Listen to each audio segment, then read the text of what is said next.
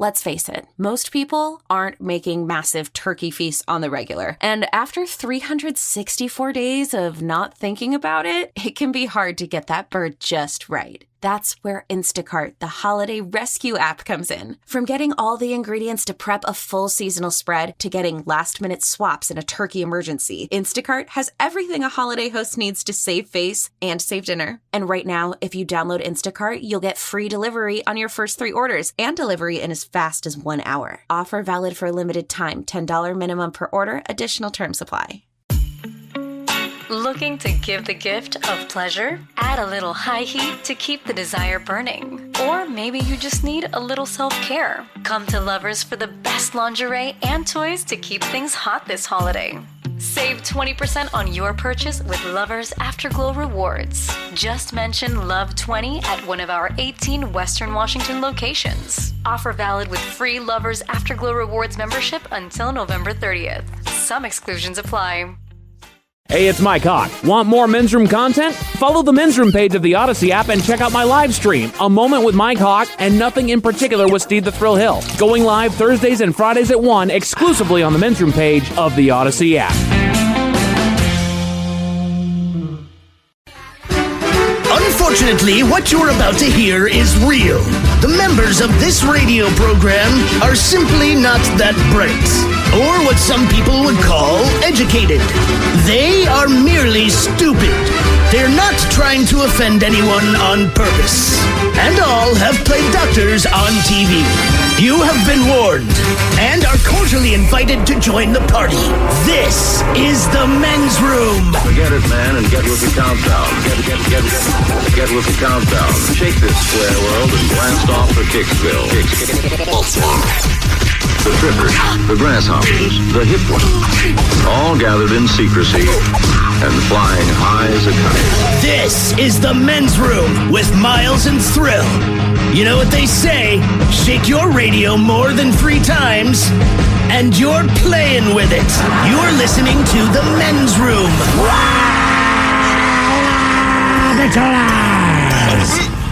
And away we go. Welcome to Season 18, episode number 3991. Along with Steve the Thrill Hill, 3-Tit Smith, and Mike Hawk. Montgomery! And you are the Men's Room. On tap today, the return of Who Sucks Less. We will play Profile This, plus headlines, the Men's Room shot of the day, fun with listener emails, and everyone's favorite, TV Time with Ted. Click, clap, drink it and drown. All right, here we go as we go to a TV interview in Chicago that sees 2 mice playing around on a hotel room floor. Meanwhile, a Colorado business pays $23,000 in debt with change from their store. Banner Rob CVS was looking for a hard day's night. Police determined the moose hair in woman's car grill was not exactly right. And speaking of hair, Indiana Taco Bell now serving a hair taco. That is all coming on today's very special episode of The Men's Room. And now, here's the question.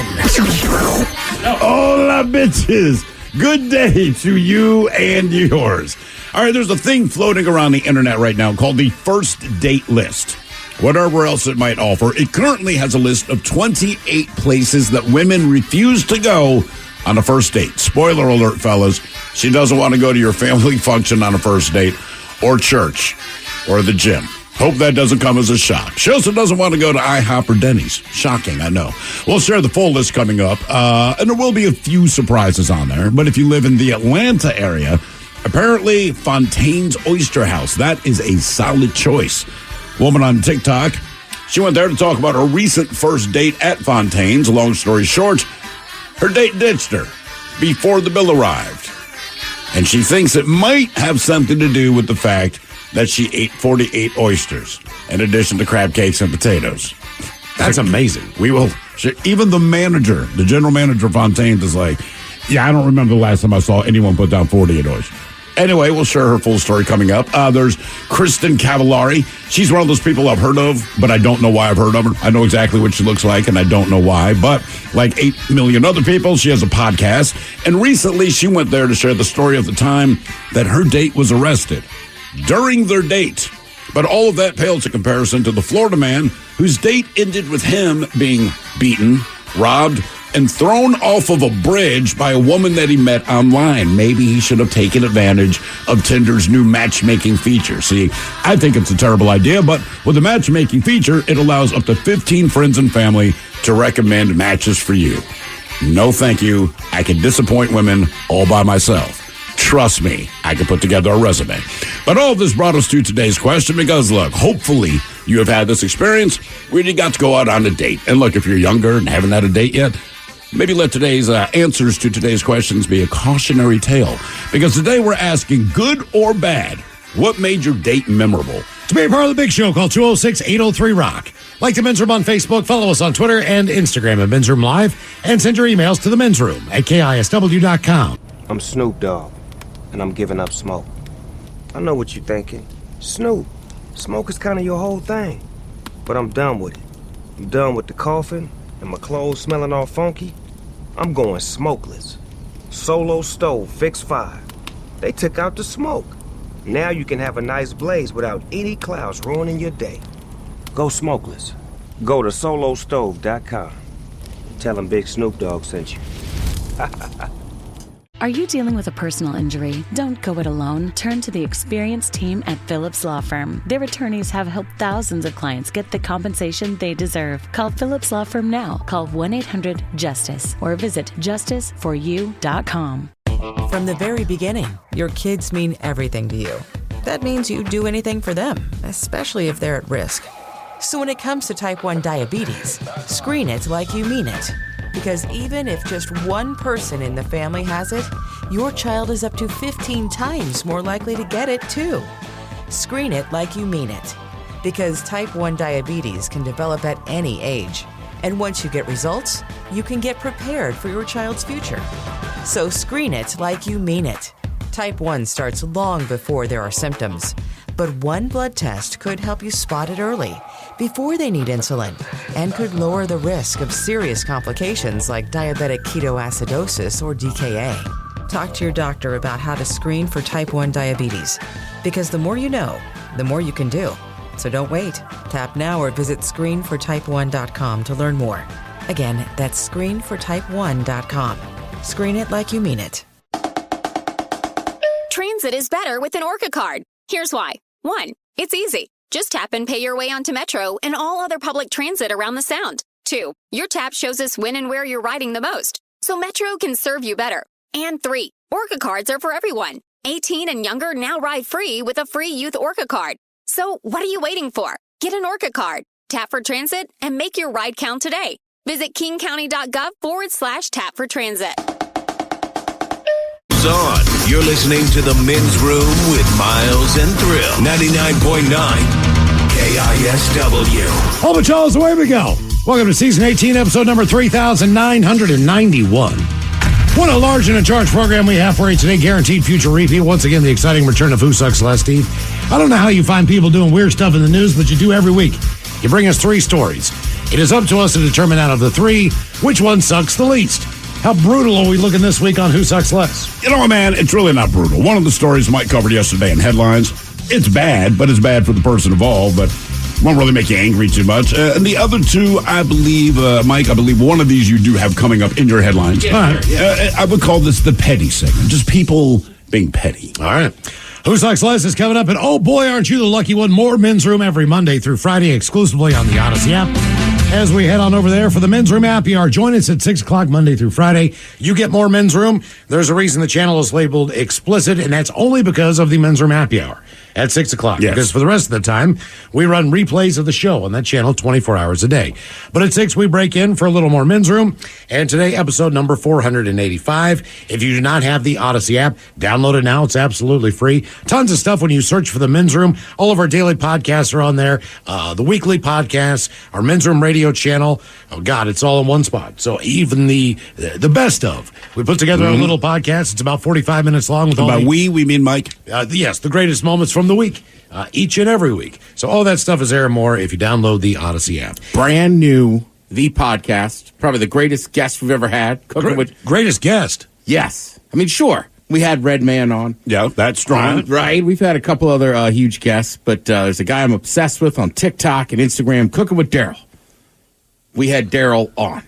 So does he teach you anything that you implement in your cooking life? I mean, some things. He goes out and tailgates. He used to work for Microsoft, so he spent a little time in the area, and we found a connection between MCTP, Matt, and his dad. They used to work together. So I said, "Can you get him on the show?" He said, "Yeah, I'll get him." Decent guy. Awesome. Could have been nicer. He hopped on the Zoom before Kyle or Matt. We just started BSing, just having a little vodka soda. Sweet. Cooking with or cooking by? Cooking with Daryl. Cooking with and Daryl. And he does stuff with his family. Miles, you would love it. He's a huge golfer. He's down in Scottsdale all the time. Oh, I like that guy. Yeah, he's just got a great I don't know him, but I like that guy. He likes food and golf. All right. I mean, two things I can agree about. Right. He used to have what do you have? The Blackstone? Blackstone. The flat griddle? Yeah. So kind of his shtick was he would take the two big flat spatulas and be like, we're doing this and that. Ting-ting-ting. On the Blackstone. Now he's sponsored by Weber. Really? Oh, it's unreal. Good for him. You can Hey, hear it in my Weber, voice. I got one. You can hear it in my voice. I was so excited, but it's a great episode. Yes. All right. All that and more on the Odyssey app. Download it. It's absolutely free. All those podcasts are free. All the channels on there are free. So don't bitch if you don't like the product, because it's absolutely free. It's like going over to somebody's house and maybe they don't have the beer you exactly like, but it's free. Drink it. Don't bitch. Just check out. You'll find something there that you like for sure. All right. And today we're going to get into the dating world and memorable dates, whether they were good or bad. We do have a list we'll bring up of 28 places that women refuse to go on a first date, which does have the internet somehow divided. But we'll start with this one. First of all, there's a couple stories that Thrill brought up that I'm quite familiar with. All right. Like, the first date thing is, there was a woman a few weeks ago who posted these videos. She was like, I'm not getting out of the car. I deserve better than Cheesecake Factory. Okay. All right.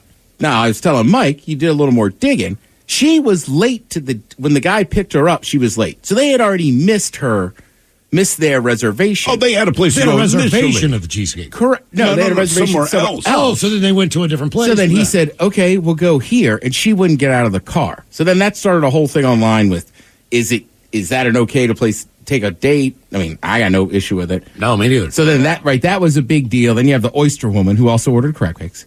So then this list came out, but that list sucks. Like, what do they want us to take? I agree. There's no other option. I was going to say, man, not just the names of places you don't want to go, but like situationally. You know, like, my God, man, you just want to stay in the car and have sex? Because when I went through that list, like, like I said, there's places you've heard of.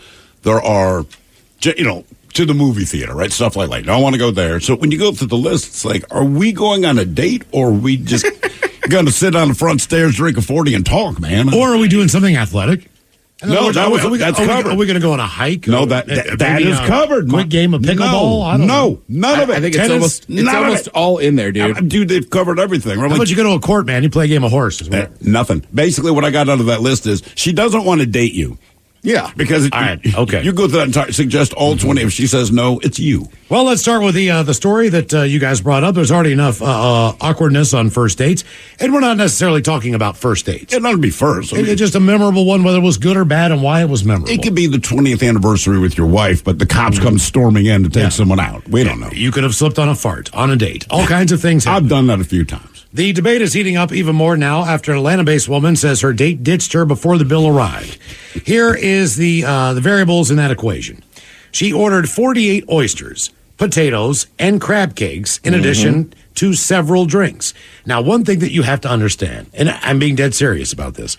Now, if you go to an oyster spot around the Pacific Northwest, some of the best oysters on the continent by far. Sure. I have not sampled them around the world, but in my mind, I've been to other places.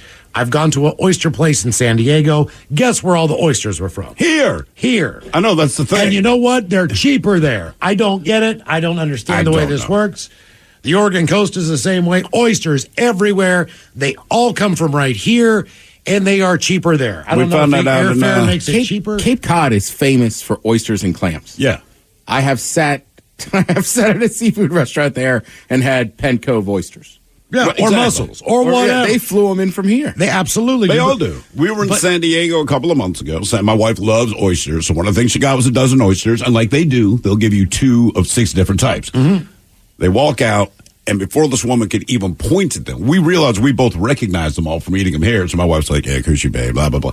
Well, how do you know? It's like, because they're all from where we live. No, all those. They're all from where here. we live. Except for when you go to the East Coast, and when you go down in the Atlanta and in the Florida area, in New Orleans, typically all of those oysters are from the Gulf of Mexico. They are warm water oysters. What does that mean? They get a lot bigger. All right, They're a lot bigger. They're a lot bigger. So that's the point I'm trying to make here. These oysters, the 48 oysters, they're not the little teeny tiny ones, the brine ones.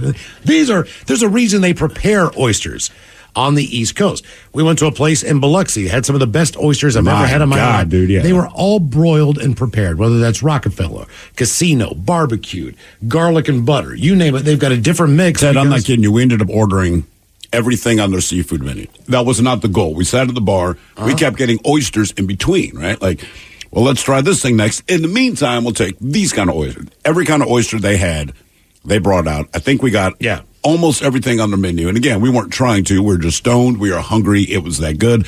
And then they gave us dessert for free. But the reason they prepare them is because they're bigger and they cook down when they're broiled and when they're baked. Right. Generally, with oysters or clams, the bigger they are, you're not going to eat them. They're harder to eat raw. Right. She was eating these raw. Now, these are giant. Like, if you said, all right, let's go to Taylor's Shellfish, let's sit down and see if you could eat 48 oysters. I might be able to pull that off. I wouldn't feel good, but I could. I would not eat, but they're smaller and they're easier going down. She is eating some monster-ass oysters. I will also say that watching the video, she's hot sauce and lemon. That's it. Yeah, that's the old standard. I dig That's basically what she's doing. And she also got, as you said, Ted, crab cakes on top of that. and potatoes, which is amazing. And several lemon drops. This woman can eat. So she explained that because she was bored and had some time, she agreed to a date with a guy at her favorite oyster place, Fontaine's. The restaurant was hosting a special on a dozen oysters for $15 a dozen, inspiring her to order 48 oysters, along with her other food. So we can do the quick math on that. That's I looked at their menu. Fontaine's not the most expensive thing I saw on their menu was about $22.50. So she ordered $60 worth of oysters. When the fourth one came out, he was looking at me crazy.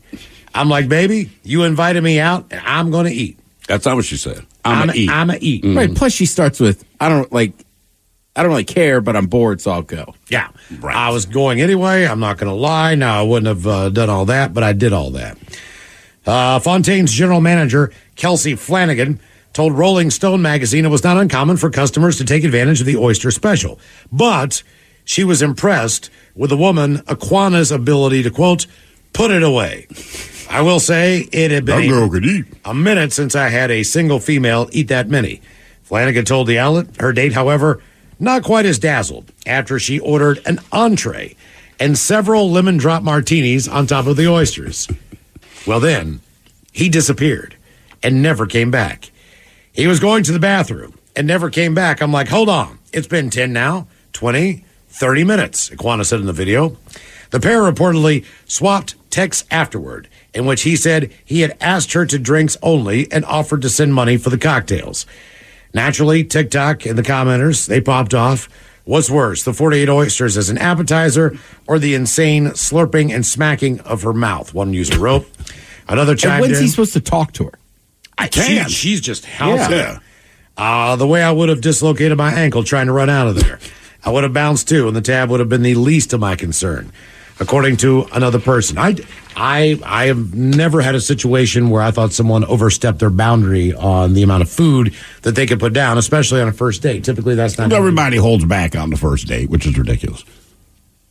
Well, yeah. I mean, as far as you might get a dozen oysters, I'm not getting ribs. I might want ribs. I really want the ribs, so I'm not going to get. Not this time. There's all kinds of foods that I would. What probably date would like you to wait have. for to get the ribs? I think once you've had sex, you can have ribs. So once you break the ice, like all right, rib time. I mean, then like, look, mission accomplished. Let's. I mean, ribs. Let's eat what we want now. And pillow talk helps. I already have. What do you mean? Like, if you're having pillow talk a little bit, like she might be like, I'm actually kind of hungry. Oh, look, I'm lying. I've done this. Like, I was just trying to play nice. Like, it's only 10:30. Should we? You want to go get a snack and make another drink? Why not? Why not? Yeah, that's fair. Yeah. That's fair. Now, that's not the worst. It's different if you say, I know it's 10:30. Can we get ribs? That's not the worst case scenario. A man who thought he was going on a date with a woman he met online was instead beaten, robbed, and thrown off a bridge, according to a Florida sheriff's office. Natalie Fonseca, 25, started messaging a man on Facebook on October 6th, asked him if he could help her get some food, according to a arrest report. He agreed and took her to a taco truck. before dropping her off at home. Well, the next day, she asked if he wanted to go on a date, have dinner, hang out. So wait, their first communication was her saying, can you feed me? Help me get some food. It's one thing to say, hey, would you like to grab dinner? It's different when you say, can you help me get food? I need some food. So he said, yeah, man, if you're hungry, I will take you to a taco truck I know real quick. I will pick you up some tacos. And then he took her right back to her home. Okay. After she got done eating. But then she agreed to go on a date, dinner, hang out the next night. So the man drove to her house where he was met by another man, 31-year-old Nafis Reynolds. Fasek introduced Reynolds as her uncle, according to the sheriff's office, and the three of them got in a car together. They drove to Reynolds' house then for a cookout, according to the arrest report, before later leaving in a man's car. During the ride, both she and her, quote, uncle hit the victim several times and told him he was going to die. They robbed him of his shoes, his phone, his money, and his car. They then took turns cutting his throat before throwing him over the bridge rail and into a river. Jesus. Deputies said the two then drove off in the stolen car. They later set the car on fire down the road. As they drove away, the man was still alive in the river, and he swam toward land. He reached the shore of the river and collapsed, lying there until he was discovered by a boater the next morning. Mm-hmm. They were able to flag down a deputy. According to the sheriff's office, the man survived.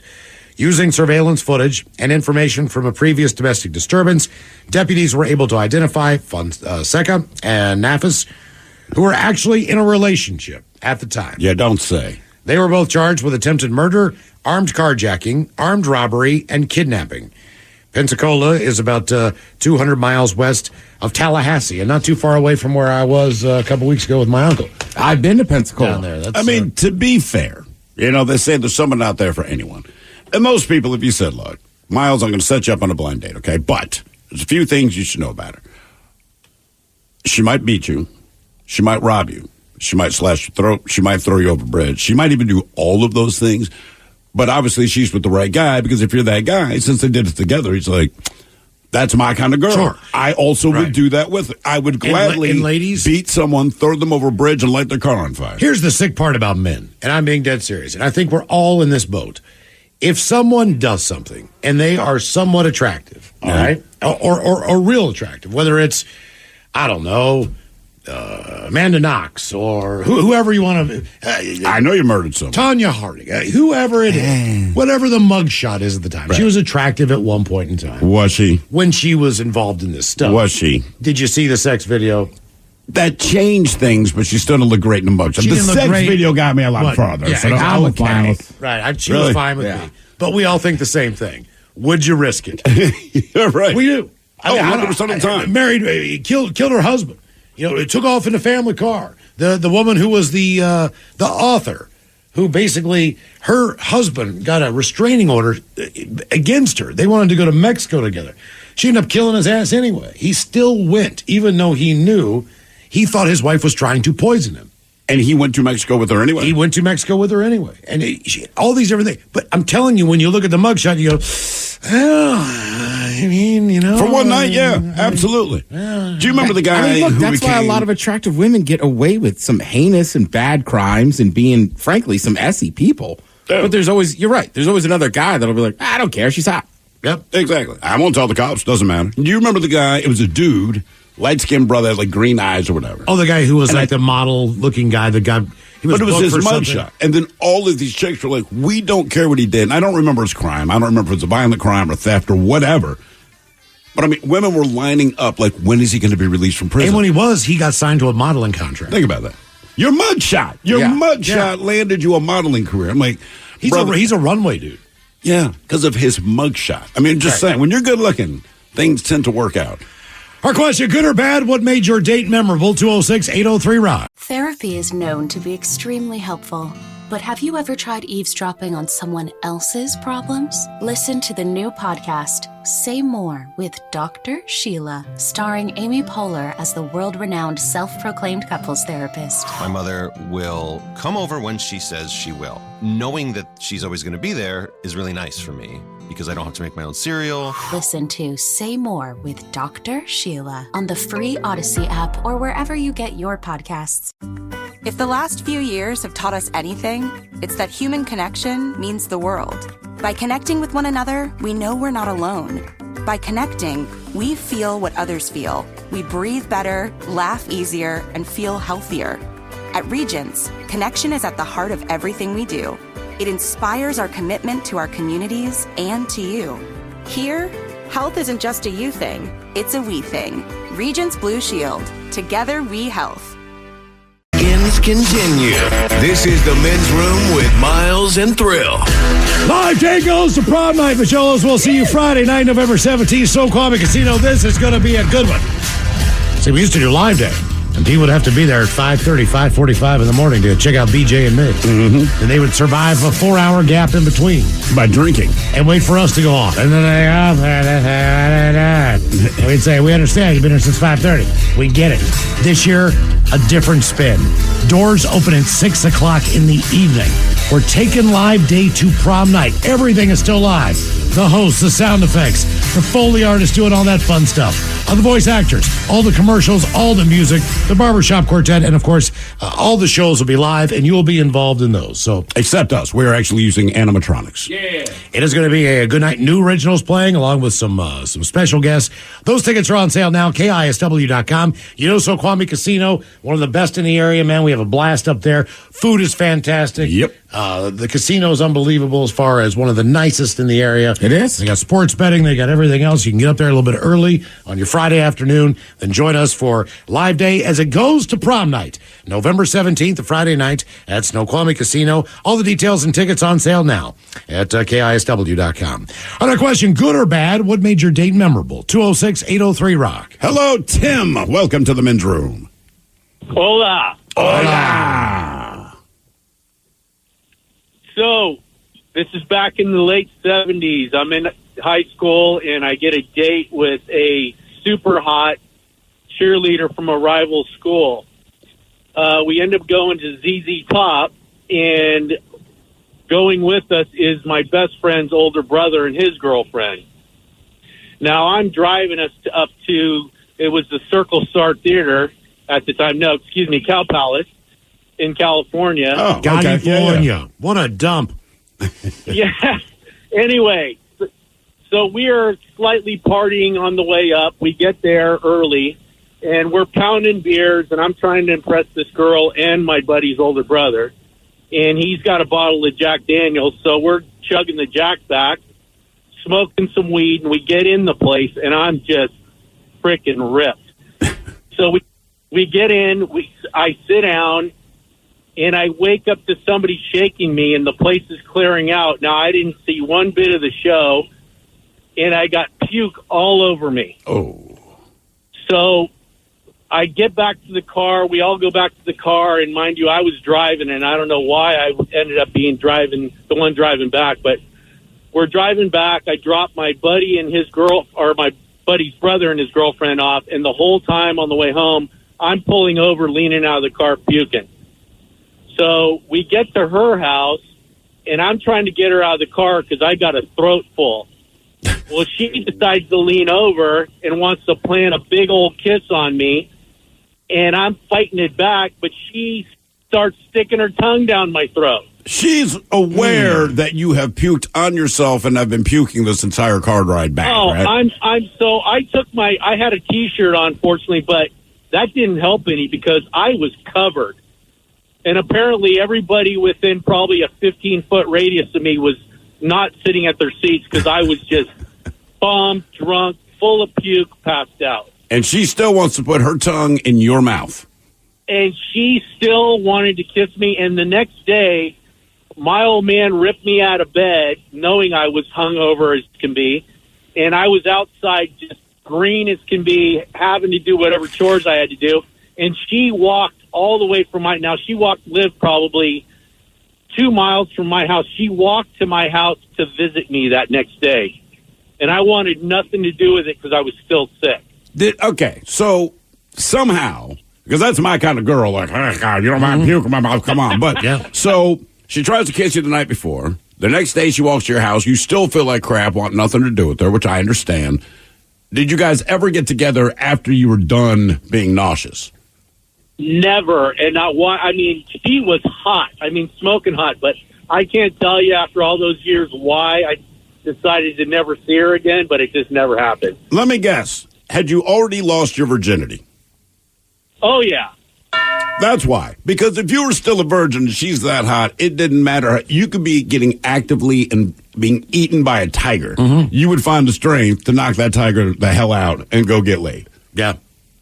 Yeah, I believe so. But mind you, I was like into my second girl of losing my virginity. So, I mean, I was on a mission to get more.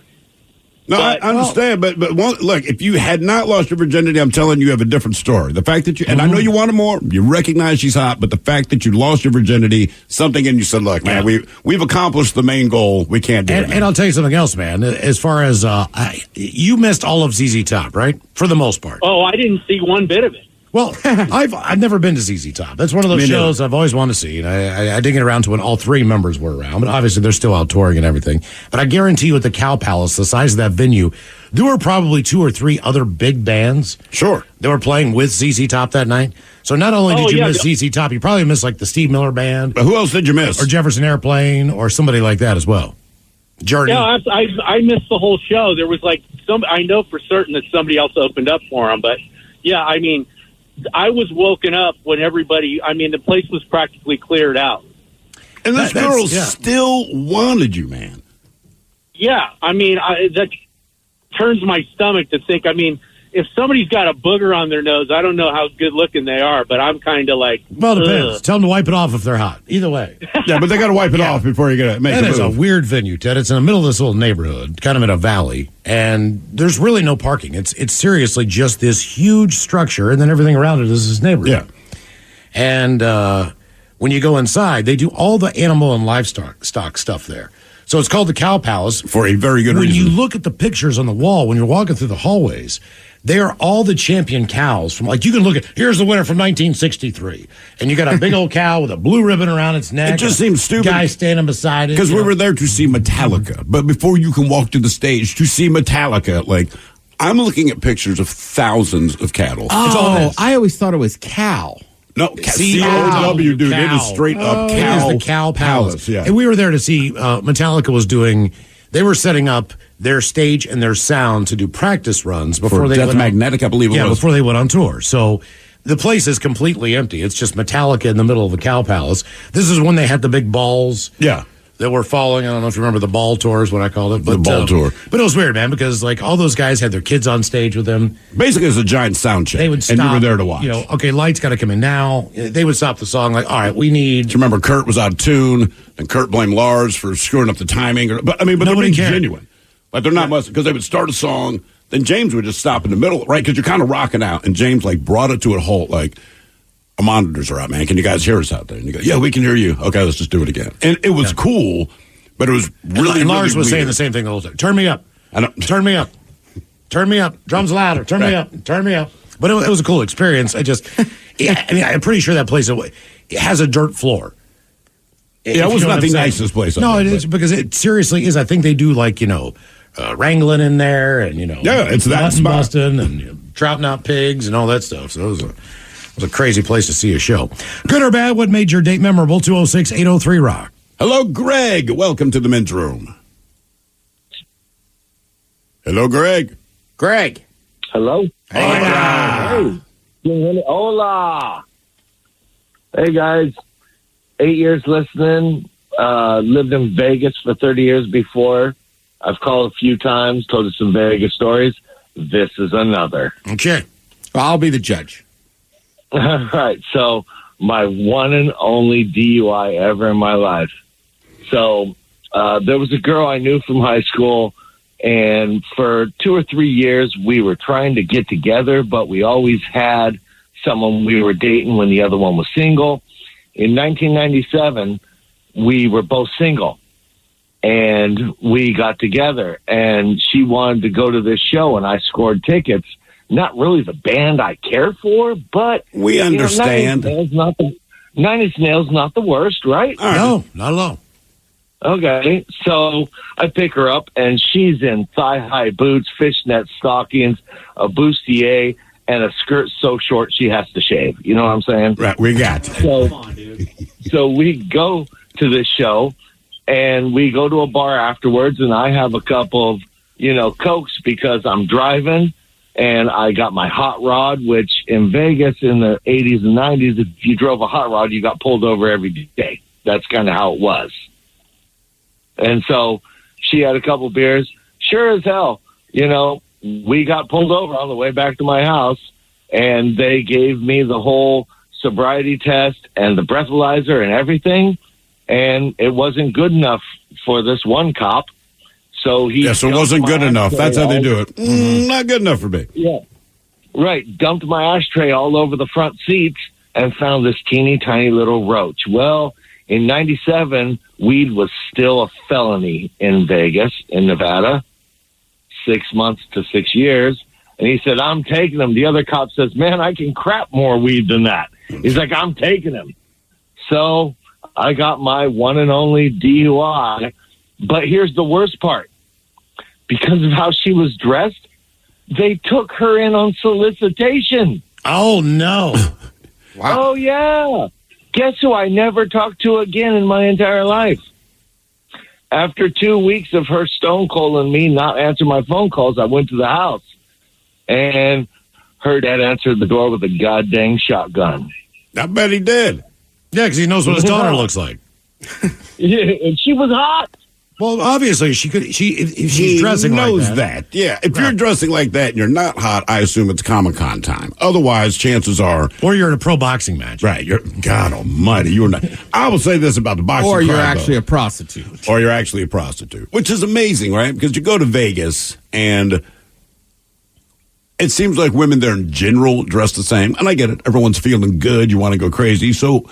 The prostitutes are dressed roughly the same as half the women there, but if it's a prostitute based on the fact that she's hot and she's talking to your ugly ass. Right. It's pretty At easy. the bar and you're to by piece yourself. together. Then there's Aurora Avenue where I'm like, my God, man. Are you even trying? Mm-hmm. You know what I mean? Like, there's nothing subtle about this. And my son, when he was younger, man, we'd have to go over to that Lowe's over there. And credit to that Lowe's, they're pretty cool with the prostitutes there. Because they go, look, they don't really cause problems for us, but we'll let them use our bathroom and stuff like that. Not to shoot up drugs, but they reapply their makeup or use mouthwash, whatever it is they need to do. And they're very cordial. But we pull into this parking lot. My son's like 7, 8 years old. And his head is on a swivel. And it's about this time of the year. And he's like, Dad, I think she's cold. I don't know who he's talking about. I'm like, who, man? And he points, and it's like, she's wearing a G-string, ass hanging out the boots. I'm like, oh, she is, but don't you worry about her. Like, why is she just standing there? I'm like, I don't think she'll be there for long, buddy. Just trust me. It's all okay. These are grown women. They'll be cool. Every once in a while, there's a couple here I'm like, all right. Every once in a while. I mean, it's pretty rare, and it's got to be like summer. But you're happy when you see it like, okay, yeah. Remember that one girl we were talking to in Vegas, and she was a woman of heavier carriage. She was like 300 pounds. We were there for Castle's wedding, and I talked to her pretty much. She was great. She was awesome. She was like, look, man, I got a niche. There's tons of guys, and we're like, let me guess. They're about 5'5", and they weigh 105 pounds. Mm-hmm. And she's like, yes. Those are the guys that want me. But the thing is, because I asked her at some point, she was just being nice, right? And I said, are you a prostitute? Because her pimp was in there. And I said, are you a prostitute? She's like, I am. And I told her straight up, you're the biggest prostitute I've ever seen in my life. And she said, well, look, I have some skills. I said, I get it. She bought me a couple drinks, and then her phone keeps ringing, right? And she'd kind of hit whatever, then turn the phone upside down. She's like, yeah, that's my John. He's at the casino waiting for me. But she's like, you guys are awesome. So I'm like, seriously, hung with us for like another hour. And I'm like, don't lose money for us. She's like, he'll be back. So it's what I do, man. I'm not Then we were worried at a about radio convention. There was this guy from Oklahoma or something. We were talking to him. He's got 2 women on each arm. And this is about 1:15, 1:30 in the morning. And we're at the Circle Bar of the Hard Rock. Mm-hmm. He is just now putting together the fact that these women need money. He thinks... he thought he thought for some reason. I don't know what the hell he was thinking. Like, as soon as he walked over, you're we're not like, going to believe this, man. These 2 women want to be with me. We're like... We believe it. Okay, yeah, they probably do. We understand. Yeah, we get that. You're the only dude at this table that does not know that they're prostitutes. Has not figured this equation He out thought yet. he had mad game. But I mean, as soon as do you he think walked that over, hot of a black woman would want to sleep with you? She does. No. Hell no. She could. Very proud of himself. Very proud. Good or bad, what made your date memorable? 206-803-ROCK.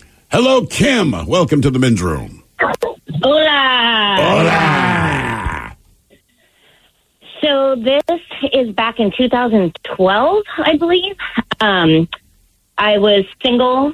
I had been married with my ex-husband for 15 years. Like, we were high school sweethearts, got divorced. So I was single for basically my first time in my 30s. Okay. So I was not even close to wanting to date. I was just doing, right? So I met this guy, like, on a Facebook page, and we were, like, kind of hit it off, blah, blah, blah, let's have a first date.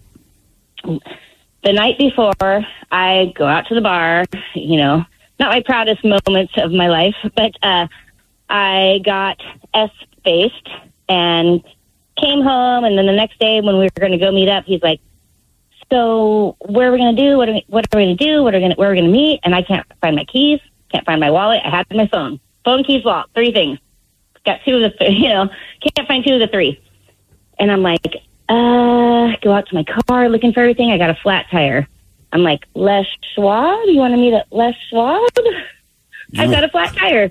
And I'm just picking up the food that I was eating in the car the night before, found my keys and wallet, and he meets me at Les Schwab. We go have lunch, and we go to test drive a car. That's what he's like, what do you want to do for our first date? I'm like, let's go test drive a car. Why not? What kind of car did you test drive? We did a Dodge Charger. All right. Okay. I mean, so far, so good, man. This is odd, but I'm not complaining yet. Yeah. This is a trap. You think it's a trap? 100%. Why do you think it's a trap? Because it just seems like bad idea after bad idea. No offense. I'm sure you're a lovely person. Meet me at Les Schwab, which Les Schwab is, I love that place. And but then not for a date. Let's go test drive a car. Like, That's right. Well, I had to meet at Les Schwab because I had to change my tire because I had a flat tire. No, from we my get that. drunken Okay. We get it. We're just way saying home. for a first date when someone says Les Schwab, like Ted said, fine place. But for a date, I'd be like, Also, that's weird. it's the middle of the day. Now you're going for lunch. So where do you decide to go to lunch at? Yeah, exactly. I think we went to Red Robin, if I remember All right. correctly. Not a bad call. Yeah, all right. He Agree picked with that. me up at Les Schwab while I left my car there. All right, so you test drive the Charger. Who drove it? Him or you? Yeah, he drove it, and right. this is when you had to have somebody in the car, and it was like a big guy, and I was like shotgun, so I made him sit in the back, which is not fun. So we're driving the car, and I'm like, dude, get on it, we're not buying it. And so he was getting on it, and the dude was trying to tell us all the things, he's like, you can put your pictures like on the screen, I'm like, oh babe, we could have pictures of us on the screen, just pretending we're totally buying this car, and we couldn't rip it too hard because dude was there, but it was a memorable first date because I was just a mess, and he still met me knowing that I was drunk the night before and had to change my tire before I could even meet him. Because he wanted to get some ass. You could say, look, man, I'm drunk in the tiger's enclosure at the zoo. Like, hang tight. I'll be there. So did you get a second date out of this? We hung out for about 6 months. All right. Where did you guys go after Les Schwab and test Red driving Robin. cars and Red Robin? Oh, man, gosh. So the car, I don't even remember. We're talking 2012. That was 11 years ago. I didn't do him that night. He held out. He held in. How long did he have to hold out? out? Look, I'm just going to throw it out there, okay, Cam? Don't take this wrong. If on the first date a chick says, meet me at Les Schwab, I would tell the fellas, I will be getting laid in the next couple days. I just feel like if we're meeting at Les Schwab, there's a real good chance we're going to hook up. Right. I'd say let's get these onion rings to go because I'm going to make my own tower back at your place. Yeah. Also, I got to tell you, I think that's a thing with women. What's that? Like, I didn't sleep with him that night. But you did sleep with him. Yeah. Like, I don't care when it happened. Yeah, guys are like, I tried. Right. It's like the range game. How many dates and how much money do I need to spend for? Ding, ding, ding, ding, ding, ding, ding. Yeah, I've heard that one a few times, or even talked to somebody. It wasn't the first. It wasn't that night. We don't care. Wait, we're just talking about somebody you had sex with. I don't care which date And here's you the had thing, sex with them. and also we assume part of the reason you go out on a date with someone is because you find them attractive. Yeah. So if you had sex on the first date, great. Good. Yeah. Good or bad, what made your date memorable? 206-803-ROCK. When things feel a bit chaotic, Instacart helps deliver milk and sausage. Add a little life to your cart. Get stuff from literally all your stores, from baby wipes to albacore. Add a little life to your cart. Instacart helps get your groceries. Your first 3 deliveries are free. Download Instacart. Add life to cart. Terms apply.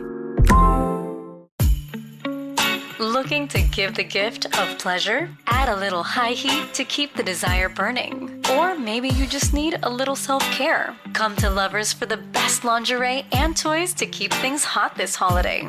Save 20% on your purchase with Lovers Afterglow Rewards. Just mention Love20 at one of our 18 Western Washington locations. Offer valid with free Lovers Afterglow Rewards membership until November 30th. Some exclusions apply. What's up? It's your boy, the Ted Smith from the Men's Room. And did you know I have a podcast? Well, I do. The Podcast. New episodes uploaded every Wednesday on the Odyssey app. 99.9 KISW. We return to the Men's Room with Miles and Thrill. All right, here we go. There's a first dates list that has been circulating the internet and causing some rifts as people argue over the substance of this list. So, the viral first date list is a list of 28 places that women absolutely refuse to go to on a first date. Is Les Schwab on that list? Les Schwab not on the list. Okay, that's proven to be true. I'll give you a couple they here. do have popcorn and sodas. Do they have popcorn and sodas? I know there's free popcorn. Ooh. See, man, look, just quick side note, Les Schwab, good on you. There's a couple car dealerships do the same thing. It's a hot move, man. It really is. Yeah. Like, if I got to wait, don't give me that dry-ass coffee you got. It's been percolating all day. You got like a popcorn machine in there? You know what? Honestly, I didn't stay. I came in here for a little bit, but Miggsy, he's a Les Schwab guy, too, and he's like, you got to get popcorn. Yeah, I mean, the last time we bought a car, years ago, but the dealership we were at, as they started doing the paperwork, it's going to take a hot minute. So we had our kids with us. They offered popcorn. Great move. And then this was a crazy move. The guy that we're buying the car from, right, his manager's doing the paperwork. He goes, look, man, basically it's our lunch hour. We're going to go to Dick's. Do you guys want burgers? And my wife's trying to be cool, like, well, no. I'm like, yeah. Hell yeah, my we son's do. like, absolutely. These guys, seriously, they're back in like 5 minutes. We're eating Dick's burgers, eating popcorn, watching TV, and drinking soda. I'm like, can I just come here on a day off? So these are some of the 28 places that women absolutely refuse to go on a first date. Number 28 on the list, a sporting event. You got a couple tickets to the Seahawks. You got a couple tickets to the Kraken, the Sounders, the Mariners. To me, this sounds like it would be a fun time to hang out. That's why they said, hey, ladies, would you like to us? Yeah. But I think it's because, and I can understand this, you will be ignored. You know what I mean? Well, if I'm going to go to a football game, I know you're there. We'll chat a little bit, but there's more to it. There's a bar beforehand. There's maybe a bar or drink afterward. Right, but I've the been on bulk plenty of of it- dates to sporting events. I mean, I feel like baseball's a strong one because most of we're going to talk. But like if it's football, I'll be like, you got to be quiet. It's going to be hard, but you're still going to have a good time.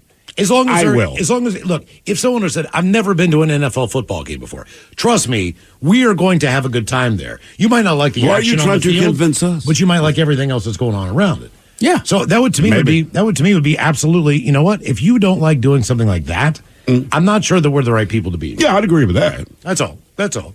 Another one, Waffle House. Now, we do not have them in the area, but keep in mind, Waffle House, which is predominant around the rest of the country, fantastic little spot to stop in real quick.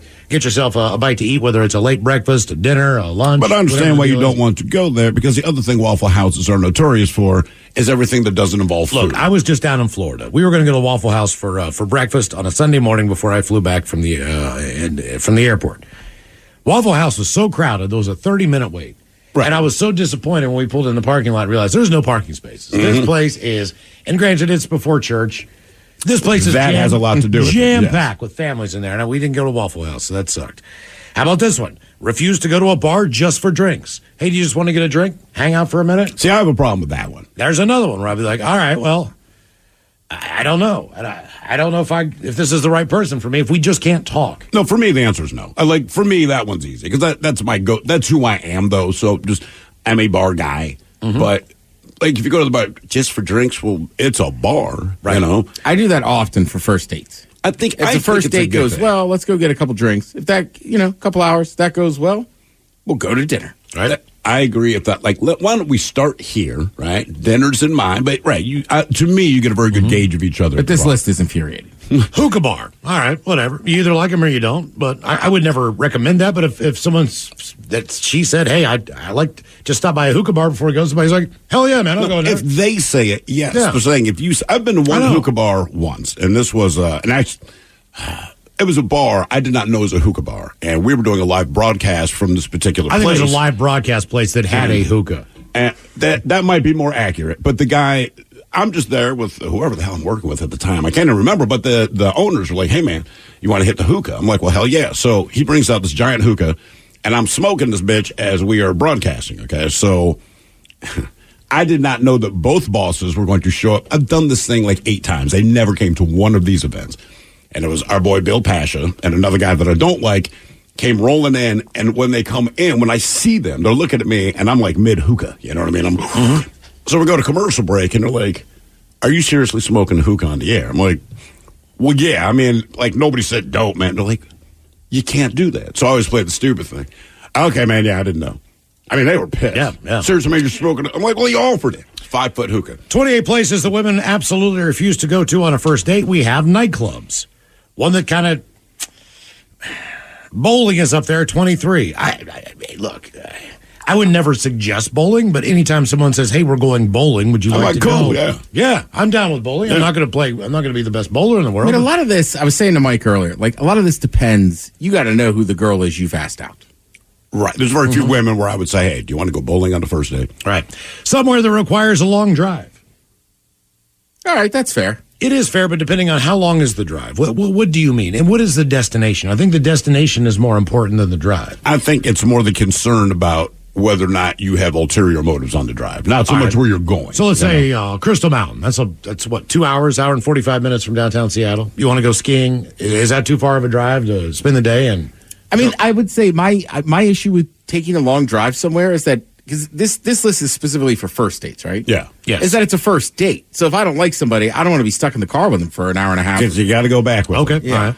A movie night, Netflix, Hulu, etc. Their house, yours. It's not something that anybody wants to do on a first date, as far as the women are concerned. Family functions. I absolutely get that. Yeah. That is I do not want to meet your family on the first date. That is not a first date thing. Ice cream dates, coffee dates, Starbucks. Coffee dates? Church and the gym all show up. Yeah, I can see that. Hey, first date, want to go to church? Again, probably not. As Ted says, you have to know your audience if that's what they're into. I just, like, to me, the coffee date is ideal. That's Yeah. Textbook. Look, this is it. The list of 28 places women refuse to go on a first date. Now we get into specifics. Denny's shows up on the list, as well as IHOP, a buffet. No buffets, huh? Red Lobster. Oh, come on, man. The Lobster. Red Lobster. How can you not go to Red Lobster and have a good time? Wingstop. Have you been to Red Lobster yet? Not in years. But how can you gotta stop saying that. Yeah. You haven't been. But you know it's going to be fun. They got the biscuits. They got the seafood. Wingstop. Maybe just the mess factor. All right. Well, then how about... You don't go to Wingstop is the thing. You pick up from Wingstop. How about Buffalo Wild Wings? Now that's out of line. You think so? Yeah. I would be fired up if I had a chick that wanted to go to Buffalo Wild Wings. That would be exciting for me. I'd be like, all right, sports, giant beers, chicken wings, burgers. I'm like, I like this. Yeah, they asked you, yes. Right, but if you say, hey, you want to go to Buffalo Wild Wings, man, we'll catch a little of the game and eat and get some beers, and they say, no, I don't like that. I mean, the first girlfriend I had, the first real date we went on was to Wingdo. Hell yeah. I love that place, too. Any fast food chain. Yeah. That makes sense. I mean, is that a date, though? That's like grabbing something to eat. When that's you're not like, 16, maybe. Right, when you're 16, fine. But as an adult, like, hey, I'm hungry. Do you want to swing by and grab something? Other places women refuse to go to first date. Your house, the movies, Olive Garden, of all places. I will say, I've never understood the movie for a first date just because you don't interact. You're sitting in silence. Agreed. Chipotle. You wait to do that till you get married, Ted. Yeah, or you've been dating for a while. Let's go see a movie. All the Chipotle, Chili's, Applebee's, Cheesecake Factory. Yes, all these places are good spots. So I don't know. You're making it hard, ladies. If this, what do you want to do? If this is the list, yeah. What do tell us what your ideal date would be. Do not tell me what you don't want to do. Just tell me what it is you'd like to do. It's like I don't want a hamburger. Right. I don't want fries. No, I don't want a McFilet. Get to the point. Tell me what you want for the drive-thru. And don't say you don't care because you just listed 28 places I can't. Because you said I don't care when I brought it up, and then here's this list you handed me with 28 things we can't do. Good or bad? What made your date memorable? 206-803-ROCK. I got one for you. Putt-putt golf. I think that's a decent one. Right? I mean, no one's serious about it. No one's great at it or good at it. It's just a good time hanging out. And it's stupid. Trying to make some slop, stupid. right? Yeah. Yeah. To me, that's a pretty... And if they have, like, go-karts, That's great. Or anything like that, kind of one of those family fun amusement outdoor centers. Like, that's back to the bowling. I could fathom going to like Flat Stick. Yep. Yeah, right? yeah. But I wouldn't take them to a family fun center. No. Look, I'm not trying to be around a bunch of kids if I don't have kids and we're going on a first date. You know what I mean? Like that? No. What about someplace like the Washington State Fair? I think that's fine. Because everything there is designed to have fun. Yeah, so but there's this person kids, there's can't have families, fun. there's all those things, too. Yeah, but I'm not enclosed with them. And it's the Washington State Fair. It is family friendly, but they don't put family in the name. Right. Right. Once you put family there, I'm just things saying change. for me, like, I know sometimes you're just kind of saying stuff to say it. Like, you like miniature golf and golf carts or go-karts. So like, I'm not going to a family fun center on a first date. Okay. That's why I don't go to Family Dollar. I go to Dollar Tree, see? Now, look, if you and the girl, it's been like a month or two or a month and a half and you're having fun and she's like, actually, that sounds kind of, I'm down for that. Then I'd go. Okay. Yeah, absolutely. Good or bad, what made your date memorable? 206-803-ROCK. Couple of quick texts here. It says, I got married on my first date.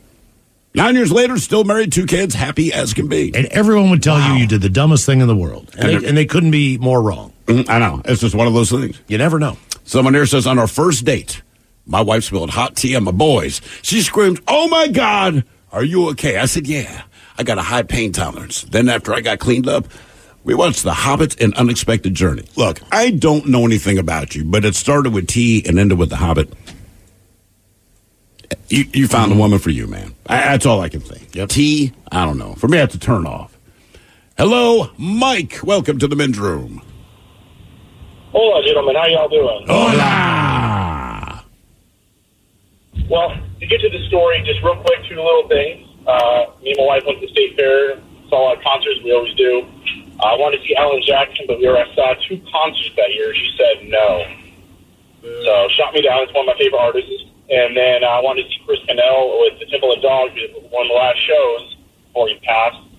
She didn't look at the tickets until they went to resale, so she said no to that. I pled my case one more time about Alan Jackson somewhere else. She said, fine, you pick a date. I want to see your favorite artist before he passes. Happened to land on our 5th wedding anniversary in Denver, Colorado. Booked a weekend out there, flew out there, went to ST Steakhouse. Had the best time. Dropped a couple thousand there, a couple thousand at the casino. We made the best weekend ever of that date. Did you see Alan Jackson at Red Rocks? No, a ballerina. Okay. All right.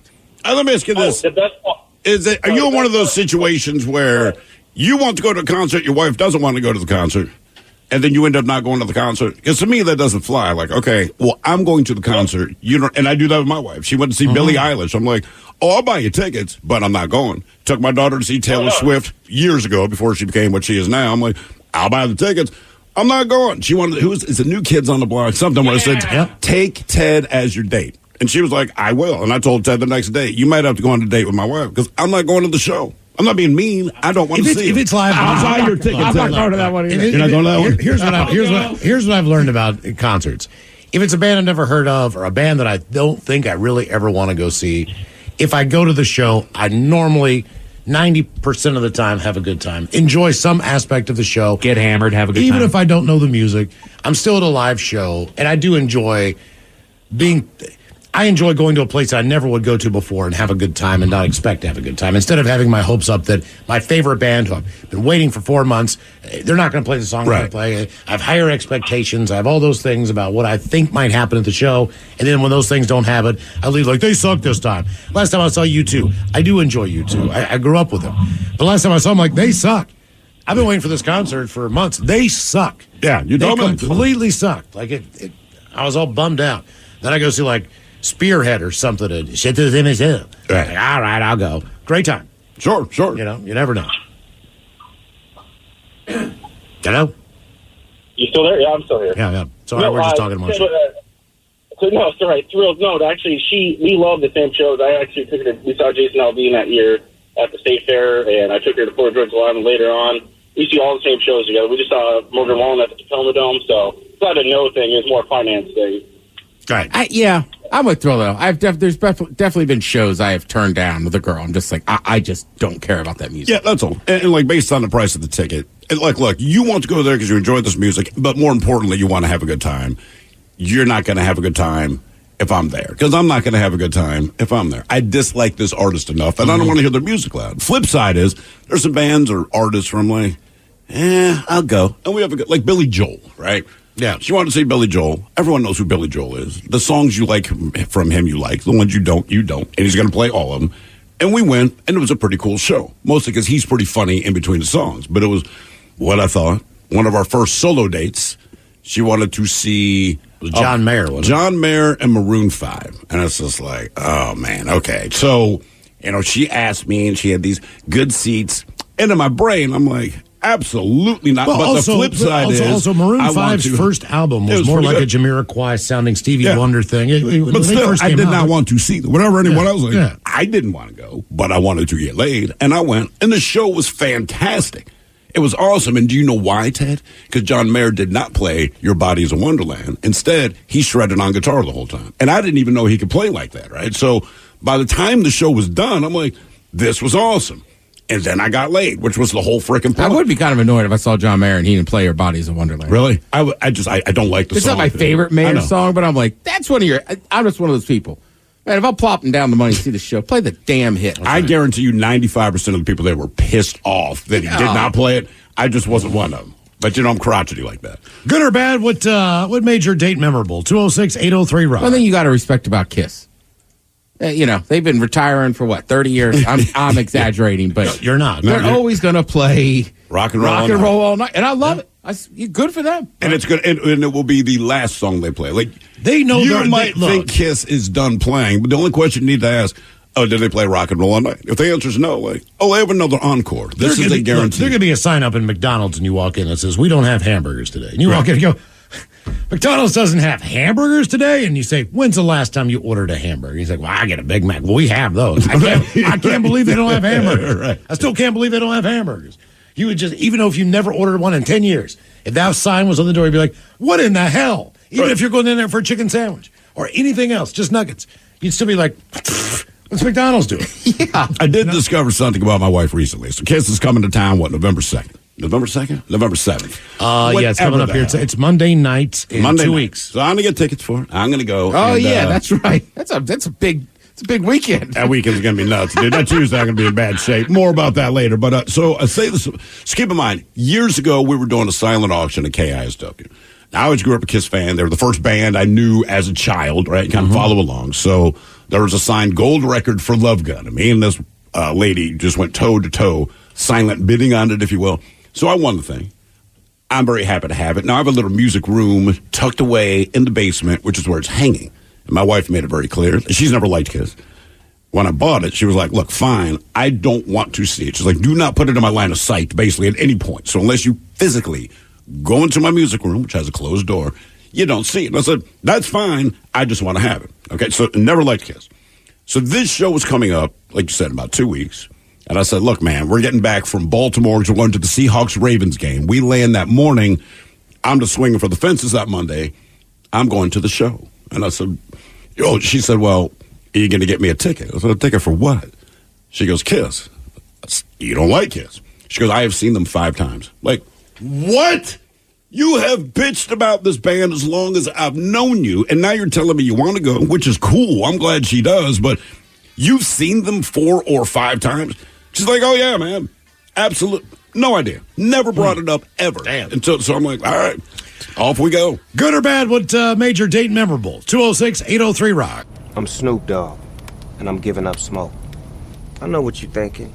Snoop, smoke is kind of your whole thing. But I'm done with it. I'm done with the coughing and my clothes smelling all funky. I'm going smokeless. Solo stove, fix 5. They took out the smoke. Now you can have a nice blaze without any clouds ruining your day. Go smokeless. Go to solostove.com. Tell them Big Snoop Dogg sent you. Have you been in an accident that wasn't your fault? Feeling overwhelmed and unsure what to do next? Look no further. The personal injury attorneys at Phillips Law Firm are here to help. Phillips Law Firm understands that accidents can turn your life upside down. That's why they're dedicated to fighting for the compensation you deserve and to making the process as stress-free as possible. Don't wait any longer. Call now, 1-800-JUSTICE, or visit justiceforyou.com. Getting older means a world of change, but some things still stay the same, like being at risk for type 1 diabetes, because type 1 can happen at any age. So screen it like you mean it. If just one person in your family has type 1, you're up to 15 times more likely to get it too. And 50% of type 1 diagnoses happen after the age of 18. So screen it like you mean it. Type 1 diabetes starts long before you need insulin, and one blood test could help you spot it early and lower the risk of serious complications like diabetic ketoacidosis, known as DKA. So don't get caught by surprise. Screen it like you mean it, because getting answers now can help you get prepared. The more you know, the more you can do. So don't wait. Talk to a doctor about how to get screened. Tap now or visit screenfortype1.com to learn more. Again, that's screenfortype1.com, and screen it like you mean it. At OXO, there's a recipe for innovation. We create products that put a new spin on form and function. Add a small measure of convenience, a peel of comfort,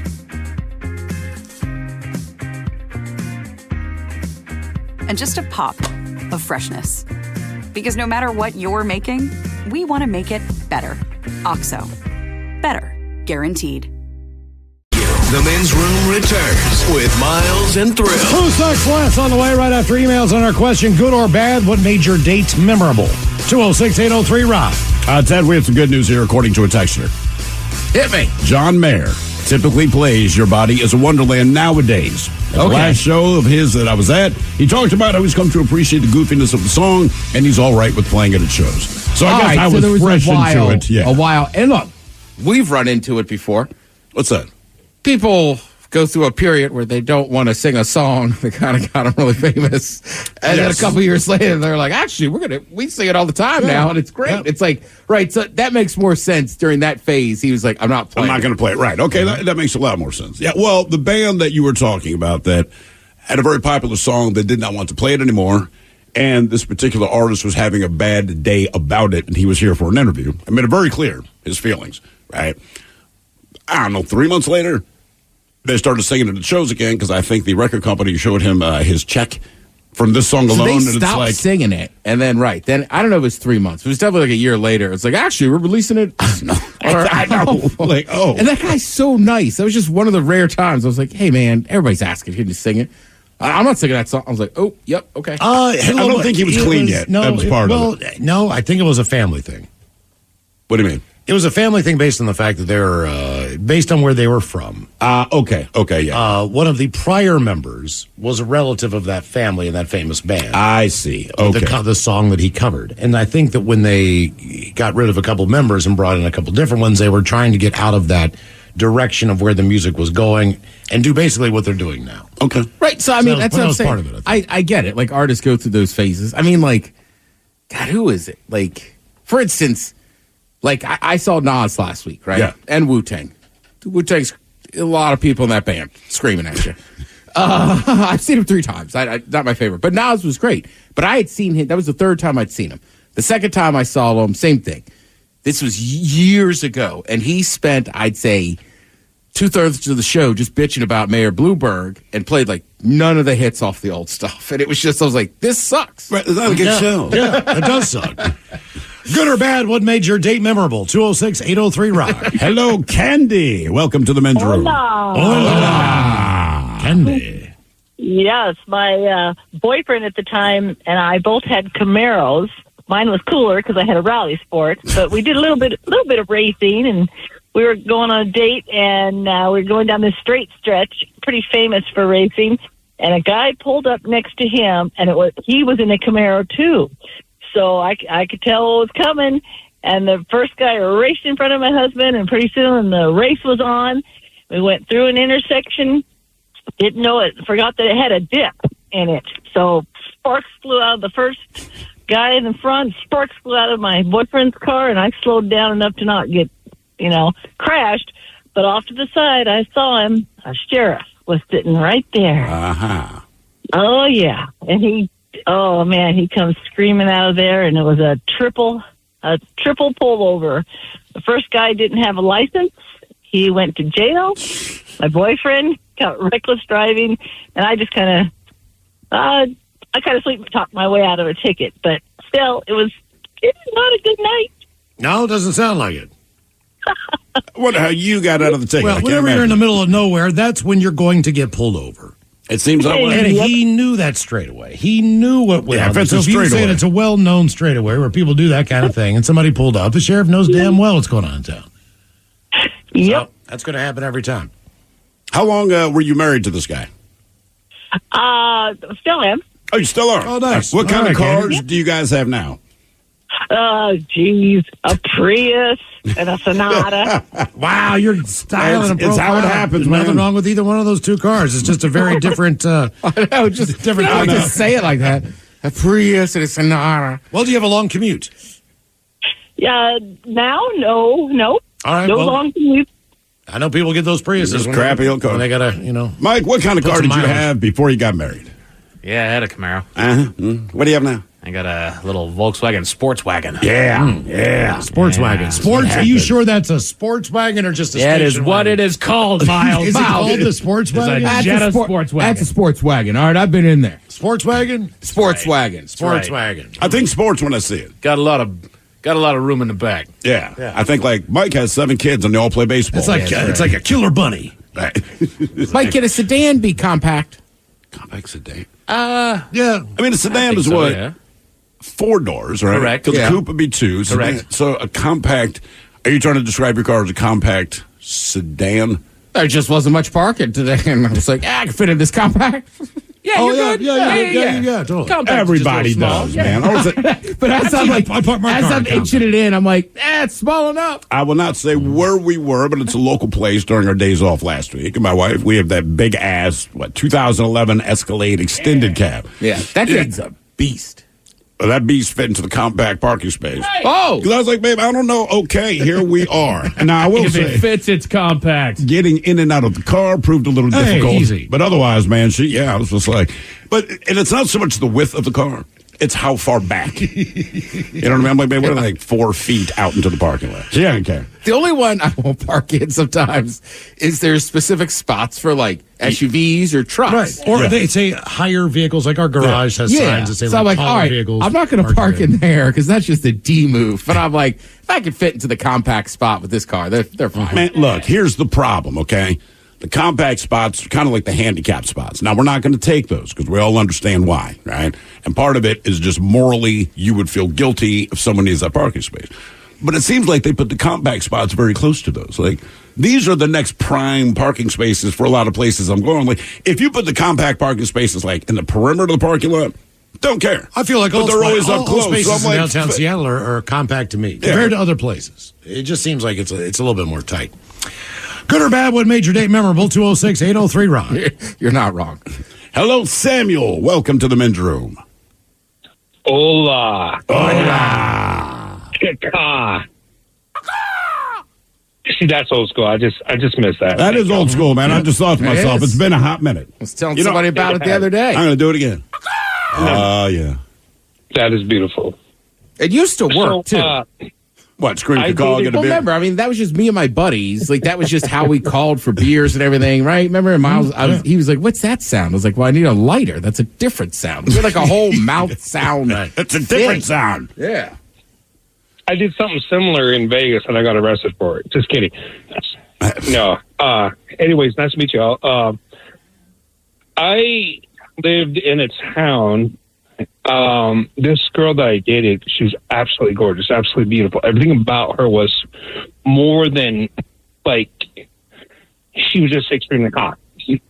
Well, she met me when I used to play bass in a band at house parties and such.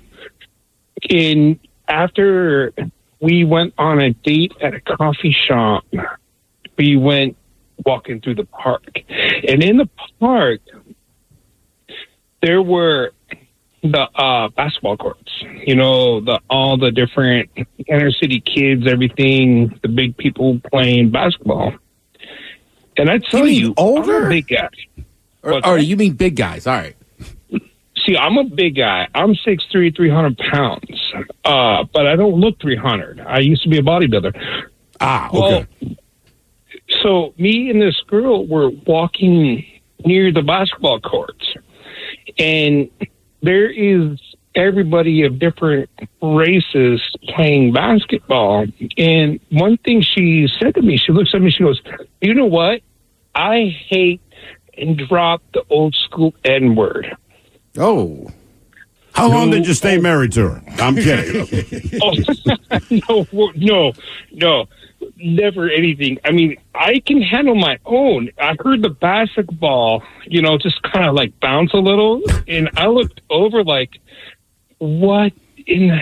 And then she goes, "Well, I also hate this," and started naming things that I'm a part of myself. And I'm like, where is this coming from? And then I see everybody looking at me like, "Man, we're going to get you. We're going to get you." I'm like, no. I looked at her and said, "Hey, don't get me, get her." And I ran off. You ran off? Yeah, I ran off. Dude, I'm not going to take it on. No. I'm not that way. I'm not even going to give you a ride home after that comment. Come on. I respect the move. Did you ever talk to her again? No. Oh, no. Well, I found out how crazy she was. That wasn't a clue. Well, not every racist person's crazy. They're just racist. That was the biggest clue. But if you're yelling it at the court, "I don't like N-bombs," or that group, and a basketball or that court. group, I don't like that. Never. When she was listening to everything I came up like, if I took 23andMe, she probably named all of it. She should do 23andMe because she might be surprised. You know who I like? See that white guy passing the ball out there? I like that. Real teamwork. That's it. He's the assist leader. In fact, I'm just surprised her tennis birthmark was not a swastika. Yeah, that's Ted, that's a heavy one. You came in one day and you're like, "Yeah, I couldn't go out with this person anymore because I'm pretty sure they were a racist." That was the end of it. Yeah, 100%. But full disclosure, I had sex with her a couple more times. Well, yeah. This is back to the original conversation. Back to the original conversation. Right. It was just she just kept going on and on, and it wasn't like that. It wasn't overt. It was just the things she was saying. I have heard a lot in the neighborhoods I grew up in, and I'm just like, in my head, I'm like, oh, I know this. Like, we're just waiting till we get to the point where like I meet somebody from the family and they're going to drop the word. Mm-hmm. Yep. But yeah, I held on a little bit longer. I told Miles I would never accept that unless it's in the bedroom. Like, whatever, we'll let it go. Mm-hmm. Yeah. This ain't in the moment. Okay, so I'm with a black woman, right? All right. And she wants me to call her that. It's a setup. I would say it's a setup. It's a setup. I think right? it's a setup. I mean, unless she like smacked you and called you whitey. Well, whatever. But Maybe say she doesn't do that. Yeah. Then yeah, set up. She has not slapped you and I called you have to whitey. believe this woman is into some intense, different kind of Only acceptable if it is preceded I'm by just you trying being to, I'm just smacked trying and to see called if is there any scenario in life. It depends whose place you're at. If you're at her place, don't do it. Because, Okay. she's got somebody listening who's going to go in there and beat your ass. If it's at your place, go like, well, okay. All right.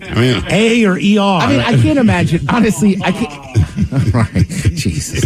I can't imagine. First of all, I can't imagine you saying it. But No, I can't either. Second of all, like, I can't imagine some woman actually asking for that. Do it. Yeah. I mean, it's like one of those games you play. You know? Is there a racist tab on a porn site? You know what I mean? Like you click on it's just standard porn, but it's two different races. It's not a racist and tab. they're just calling each other horrible slurs. I have heard you can specifically Google for like white male, black woman. All right, well, corporate. Yeah, I know that, but like, are they trading slurs? All right, corporate tech admins. This is for research for the show. Don't yell at me. What are you Googling? Racist tabs. Racist Dude, porn tabs? It's porn. It'll be in there. Huh? They have tabs for everything. I'll be damned. I was wondering what website it is because I haven't found that website yet. Racist porn. Good or bad? What made your date memorable? 206-803. What do you got, Mike? Holy cow! Yes. Hold on, let me just. I just need to peek. I'm just seeing the links that they got here. Yeah, there's a handful of sites that are like, hell yeah, we got racist stuff. Yeah. Okay. Home over. Wow. Wow. Damn. Yeah. All right. It's there. There's actually racist tube search. Bro, racist tube. I mean, yeah, there's a racist tube. Wow. Racist tube. Who knew? Oh, my. Good or bad, what made your Would you go by on it? Right. What made your day memorable? 206-803 Rob. Montgomery 78. What if she called me that? F me, you. Yeah. But that's fine. Look, when I grew up, there's a lot of people that use the N-word on me. Right. It just in the act. That's what I'm saying. No, I mean, right. I know. Me and Darius were close. We weren't that close. Right. I think one of the best I had, man, we had a substitute teacher named Mr. Barlow, right? 10th grade. And we had like 2 white kids in the class, but our class was notoriously typical high school kids. But Mr. Barlow, and we'd had him before, like he's just a dude who doesn't play. So this one kid, Lamont Gray, kept running his mouth, and Lamont was very funny, but he would never shut up. But the class would laugh. So Mr. Barlow snaps, right? Goes, N-bomb, shut the hell up. So the class gets real quiet. And this one white kid, Rich, he kind of chuckles out loud. Mr. Barlow, dude, looked him dead in the eye and said, today, you an N-bomb too. So Lamont looks over at this kid. All right, yeah. Well, Lamont looks over at this kid and goes, welcome to the club.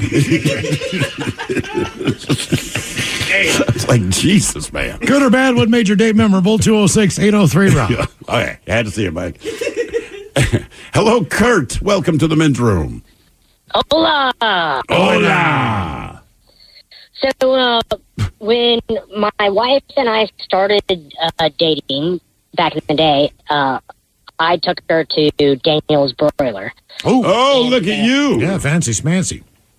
Well, I had some extra money, so I figured I'd treat her to the popcorn shrimp. Delicious, by the way, if you guys have ever had those, we've had it. Amazing. Mm-hmm. Just and then she ordered the tender one after that. That just seems specific. Daniel's Broiler is all. I know. But it's like, we went for the popcorn shrimp. That's why we're here. Oh man, that's so good. All right. So anyway, we got back to the car, and probably the most epic line that I've ever heard in my life was like, let's go home and do things. And I'm obviously keeping that PG for the radio. But, it was... She didn't actually say, let's do things. Mm-hmm. I'm shocked. Want to go back to my place and do things? Well maybe. Yeah, most definitely. And then, so then, we continued dating, and a few months later, I'm retired military now, but I was out east on some training, and I flew her out to Atlanta. And on the date in Atlanta, I took her to the Cheetah Club. I don't know if you guys know this place. I've heard of it. I know what it is. Yeah. It's pretty epic. Anyway, we're in there, we're having some drinks, we're having a good time. She decides to fondle the person. Performer. Yes. And immediately we were surrounded by like 5 dudes, and we're like, you don't touch the talent. Oh, they thought that she was the talent. No. Oh, she fondled. She fondled one of the dancers, so then they're mad at him. They're real clear, yeah. Oh, okay, that's much No, different. she did. I was sitting back. Yeah, you knew the Right, okay. And I was just like, oh my God, I love you. Oh my God, I love you. Yeah. It was pretty epic.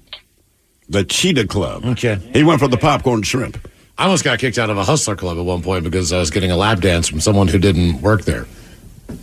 But you didn't know they had cameras back there because you went to a secluded I knew that. area. I know. I was in a big ass chair. I knew there were cameras everywhere, but I mean, I'm just like, okay. Yeah, I mean, I'm not. I didn't know it was because I'm not touching a dancer. That's a good point. And I wasn't using my hands. Oh, guys, she didn't even work here. Relax. I know. Yeah, she's just that's with me. exactly what I said. Good or bad, what made your date memorable? 206-803 Rob. Guys, if it makes you feel better, I'm fondling a stranger. Okay. I mean, I can see. I with Miles. I'd have been like, no, this is fine. You don't work here. Right. Let's go, man. All right. We're on a date. Hello, Tom. Welcome to the men's room. Hola. How's it going, guys? Doing great, brother. Just thinking about popcorn shrimp. Thank you so much for letting me into the room of brilliance. Sure. So what was your memorable first date? Dude, I went and did one of those online dating services just for after I'd gotten a divorce, right? So I got this picture from this girl. She's absolutely hot. I go like, oh my God, this is going to be the best date ever, right?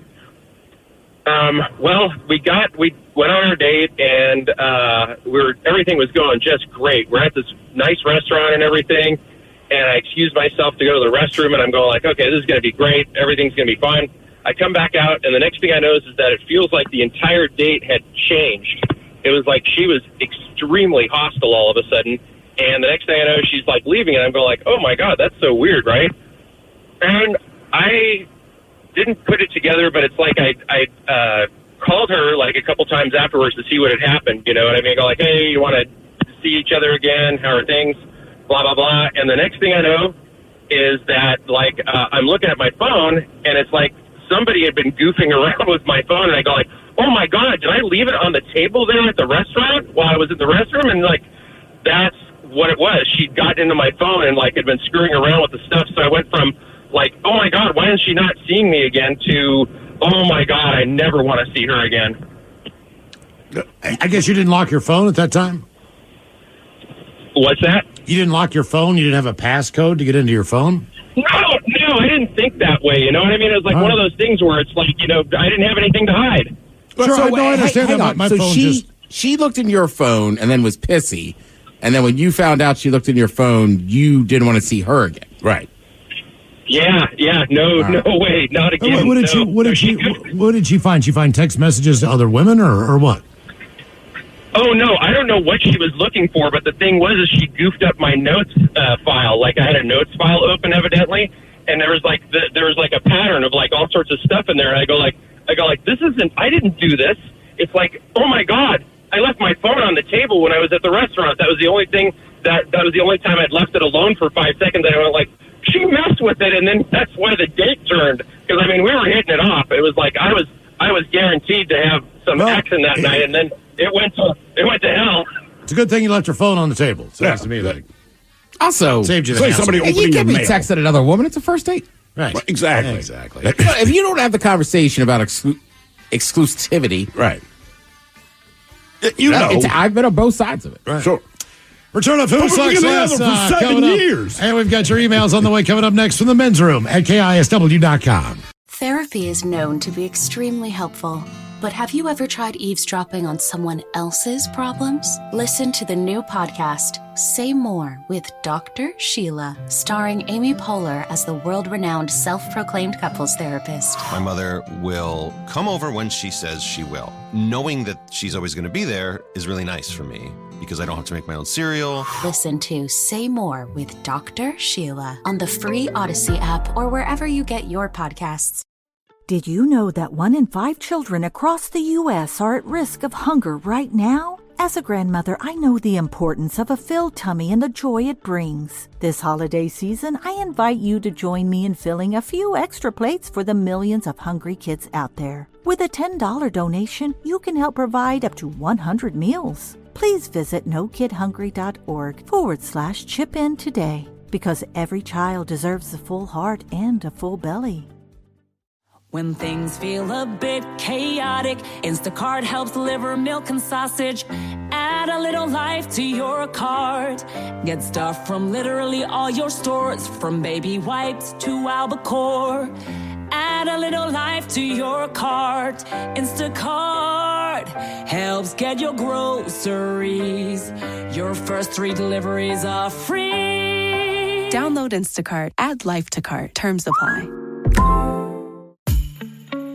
Looking to give the gift of pleasure? Add a little high heat to keep the desire burning. Or maybe you just need a little self-care. Come to Lovers for the best lingerie and toys to keep things hot this holiday. Save 20% on your purchase with Lovers Afterglow Rewards. Just mention LOVE20 at one of our 18 Western Washington locations. Offer valid with free Lovers Afterglow Rewards membership until November 30th. Some exclusions apply. What's up? It's your boy, The Ted Smith from the Men's Room. And did you know I have a podcast? Well, I do. The Podcast. New episodes uploaded every Wednesday on the Odyssey app. The debauchery rolls on. You're listening to the Men's Room with Miles and Thrill. 99.9 KISW. Return of Who Sucks Last coming up, but first time for a few emails from the men's room at KISW.com. You've got mail. You've got mail. Start off with the birthdays. How about this one? Ola Bacholas. About 10 minutes ago, I became a grandfather. Wow. Yeah, good for you, man. Can you help me welcome little Henry to the world with a Leroy Jenkins, a fish sandwich medley, and some advice from Coach Ted? Let's do this. Leroy! Can I get a fillet of fish sandwich? So you know I got I'll have a fish sandwich. Oh, brother, can I have the fish sandwich? Put the cheese and the tartar on the side. I'll order a fish sandwich. Is it too early for a fish sandwich? Cheese and tartar on the side. Yeah. I smell the fish sandwich. Maybe some pure relish in the morning. At noon. And at night. Can I buy you a fish sandwich? So you don't want a fish sandwich? All right. Do we want advice for the 10-minute-old or for the granddad? I think both. Yeah. All right. Well, you know what? Here's what you do, granddad. If they allow you in the room, you ask one of the nurses for a towel. That little thing's probably filthy. Covered in body fluids and whatnot. Then after that, I say you congratulate your son or your daughter and be nice to the other one. But you know what? Let's congratulate the mother first. She pushed the thing out. Yeah, that's good. But hey, go get a beer. Go get a steak. I don't know. Yeah, celebrate. Hell yeah. And remember, with this one, you get to have fun. You do. You get to buy toys that take batteries because you don't care how loud it is. You send them home. I think I'm going to be a good grandfather. You think so? Yeah. Hell yeah. I'm fun, man. Yeah, you'd be ridiculous. Yeah. Did you open with "Oh Christ"? I'm just thinking about it because, you know, Miles. So I'm like, he's got to be a parent to his kids. But if his grandkids come over, like, hey, he's cooking them everything, whatever you baking can't cookies. do there, whatever you It's can't true, do there, you man. can do here. You can do at my place. My dad was Come a on hard down. ass my entire life. Not mean, but definitely a hard ass. I mean, just rigid. These are the rules you're going to follow. I have my daughter, and I seriously had to go up to my mom and say, "Did he have a stroke or something?" I'm like, seriously, like, what's going on? She goes, "What do you mean?"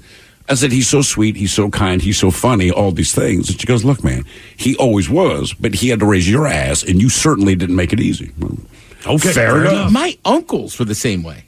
Really? Right? Because when my nephew was little, he came over one day on Christmas, and he's puking his brains out. So I said, "Where'd you take him?" He goes, "Oh, we took him to Uncle Tim's." I said, "Uncle Tim doesn't hand out sweets like that." And they're like, "Right." Not to even the nephews, but I go, my brother's like, well, this is his, like, grandnephew. Like, So, he's getting treated like a grandkid. Game on. He doesn't care anymore. Guys, today's my son Parker's very first birthday. He is a pretty awesome little dude, but he still ain't got no teeth. But this doesn't stop him. This kid loves food and will gum the hell out of anything you put in front of him. So how about a fish sandwich? Donnie Osmond, if we still have that. Oh, Lord. And you guys talking all over yourselves about what foods he can eat once he gets more teeth. Thanks, bitches, and go Hawks. That from Justin, a.k.a. The Dad. I'll have a fish sandwich. Johnny Osmond. That sounds like the Pet Shop Boy. Shoot. I was going to say, that's not Tony Osmond, is it? Yeah. Right. Nope. I don't remember him having a good song. All right, what you can do with some food when you get some teeth, here's what you want to do right now. Oh, man, First this of all, is real start with simple, the man. mashed I don't know, man. potatoes. Just keep You eating want to go with carrots. ribs and fried potatoes chicken, are brother. good. Potatoes? Your world's going to After that, change you right can there. turn into a Anything you can tear off the bones. Absolutely. We'll teach you to Gotta use be a good chopsticks. time. Suck on licorice. Gentlemen, today is my grandnephew Weston's ninth trip around the sun. Weston. Would Miles do some dad jokes? Happy birthday, guys. That from Poppy. All right, you're 9 years old. I'll give you some appropriate jokes for those. There once was a man from Nantucket. Here we go. All right. Gran, Weston, what do you call a masturbating cow? Oh, jeez. Well, I don't know. Beef stroganoff. He's not. He won't get it. Dad buying a fake Christmas tree. The cashier says, "Are you going to pull it up yourself?" "Dad, don't be disgusting. I'm going to put it up in the living room." And I watched a documentary on marijuana. Oh, Jesus. I think all documentaries should be watched this way. He won't get any of that. They're dad jokes. Kid's probably dying. Yeah. I got that. Oh, yeah, man. Oh, he's putting the Christmas tree where? Mom's so sweet. But y'all, today is my 20th birthday. So can I get a fish sandwich medley?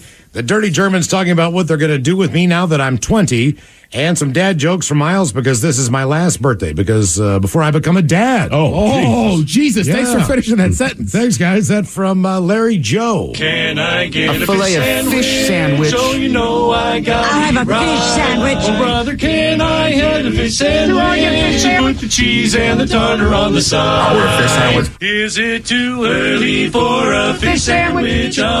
Cheese and tartar on the side. I smell the fish sandwich. Maybe some pure relish in the morning. At noon and at night. Can I buy you a fish sandwich? Though you don't want a fish sandwich? Yeah, now that you're 20 years old, I just want to be very clear. I hope you like what we do to you tonight, because once you turn 20, there's no more safe words. Yeah, so was. We banned them in the 70s. We banned safe words. It's gotten too safe. All right there, Larry Joe. This is a fun. Here's some dad jokes for you. Guys, I don't go to funerals anymore that start before noon. Hey, why is that? Because I'm just not a morning person. Turns out, though, I am addicted to collecting vintage Beatles albums. Oh, yeah, why? I still need help. And the other day, I got carded at the liquor store, and my Blockbuster card accidentally fell out. So the cashier said, never mind. Guys, that'd be greatly appreciated if you could give a birthday shout-out to my boyfriend. Big fan, listens to you every day. His name is Gerald, and he's an Amazon driver. Thanks, guys. That from Amber. Give me your penis is too small, since Amber didn't really... Here we go. Gentlemen, I want to give a birthday shout to the beautiful and mysterious Jolene. Today is the beginning of her 46th trip around the giant flaming ball. We love the bear voice. So could she get the bear talking about wanting to eat her cake? Side note, we recently got a puppy, and he looks like a teddy bear, seriously. Also, the Dirty Germans talking about what they'd like to do for the birthday girls on Hump Day. You guys are the ass. Looking forward to your show every single day. Please, and thanks so much. Lots of love. That from James. Oh, wow. Julie, I'm just a big old bear. I don't know what to do for your 46th birthday, but I'll tell you what. Tonight, why don't we share some of your pound cake? Yeah, the good news is we don't have to worry about the danger. I'll just take my shirt off and it's like the bear is there. Yeah, it's funny. You just got a puppy tonight, so we're going to show you another puppy. We'll show you how the puppy was reproduced. Yeah, we call this one Droopy Dog. Guys, today's my birthday. Can I get a shout out with the captain and Ted giving some advice about being 39 years old? Honestly, start planning, man. Turn 40 next year, you got to throw a banger. Take a fun trip. Plan it all out. But start planning now, because you never know what'll happen. Ooh, well, ahoy there. I don't know the old Capitan has much advice, but I can tell you, one of the more memorable 39th birthdays we threw in the Odessa has got me involved the Chiquita Banana Lady. And obviously, I'm a man who likes cereal, so I gave her a bowl of Crunch Berries, and I told her it's fortified with vitamin D. Guess what the D is, Miles? It's my penis, Miles. That's to say she ate the whole bowl. Crunch Berries. Konnichiwa, Bacholas. I want to give myself a birthday shout out. Can I get a fart medley? And the Dirty Germans talking about what my girlfriend can do with my egg roll. Rock on, guys. That from Trung Lee in Sacramento, California. P.S. Mike, don't forget to interrupt Miles with a rhino fart. I would never do that.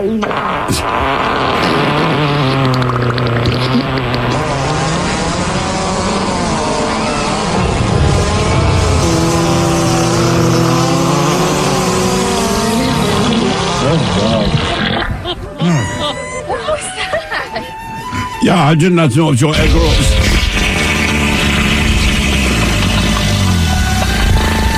Yeah, if you treat your egg roll right, it should make that sound when you're done. Yeah, honestly, like most egg rolls, just put this in your mouth and hopefully the juice that comes out not too hot. And wrap it in cabbage. Yes. And all the bitches, our final birthday request. Guys, I've been listening to the Men's Room for a lifetime. Not mine, though. I'm old. But I'm sure some teenagers has been listening his whole life. Either way, just spent the birthday today picking up deer poop from the yard so the dogs don't eat it. So how about something fun for the day?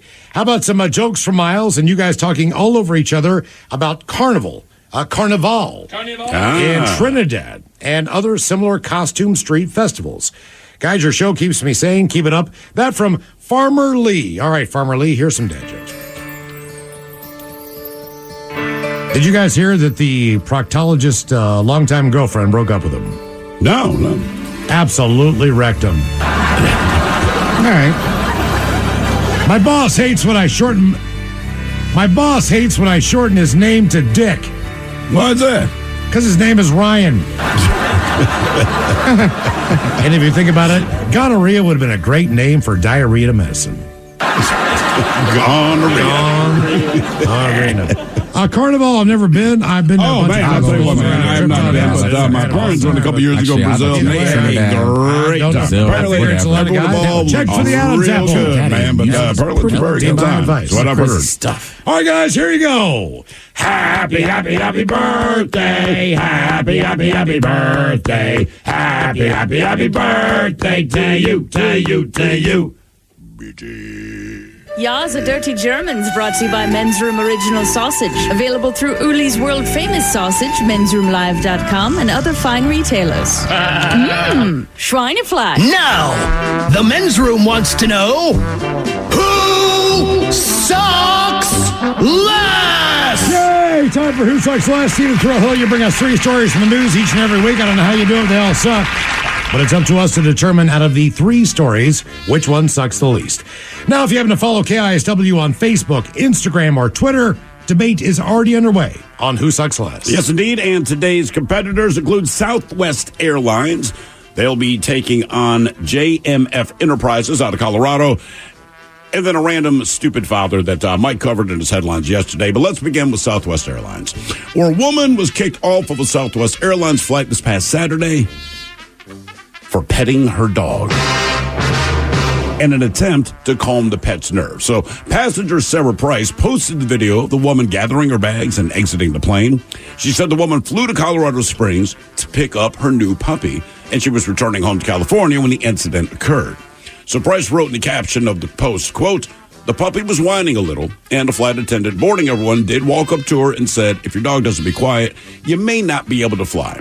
Well, the dog stopped whining after the woman reached her hand into the carrier to pet him. Now, the woman had the dog carrier on her lap, and the flight attendant told her that the carrier must be closed and placed under the seat, and the woman complied with their instructions. The dog gave a very soft whine, so the woman leaned over and started petting it from the outside of the carrier, but through the mesh on the side. The dog's still under the seat. All the attendants got in a group at the front of the plane and decided we needed to return to the gate and that she should be removed from the flight.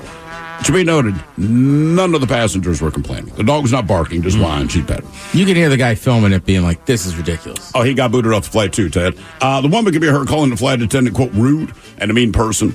Well, a passenger, whom Price identified as her husband, stood up for the woman because he said, quote, "You should be ashamed of yourself." Said this to the flight attendant. Yeah, she and her husband were also kicked off the flight for speaking up. Just no one was complaining. We understand the rule. This was Southwest. Oh. So the woman, she did put the crate under her seat, but the dog started whining.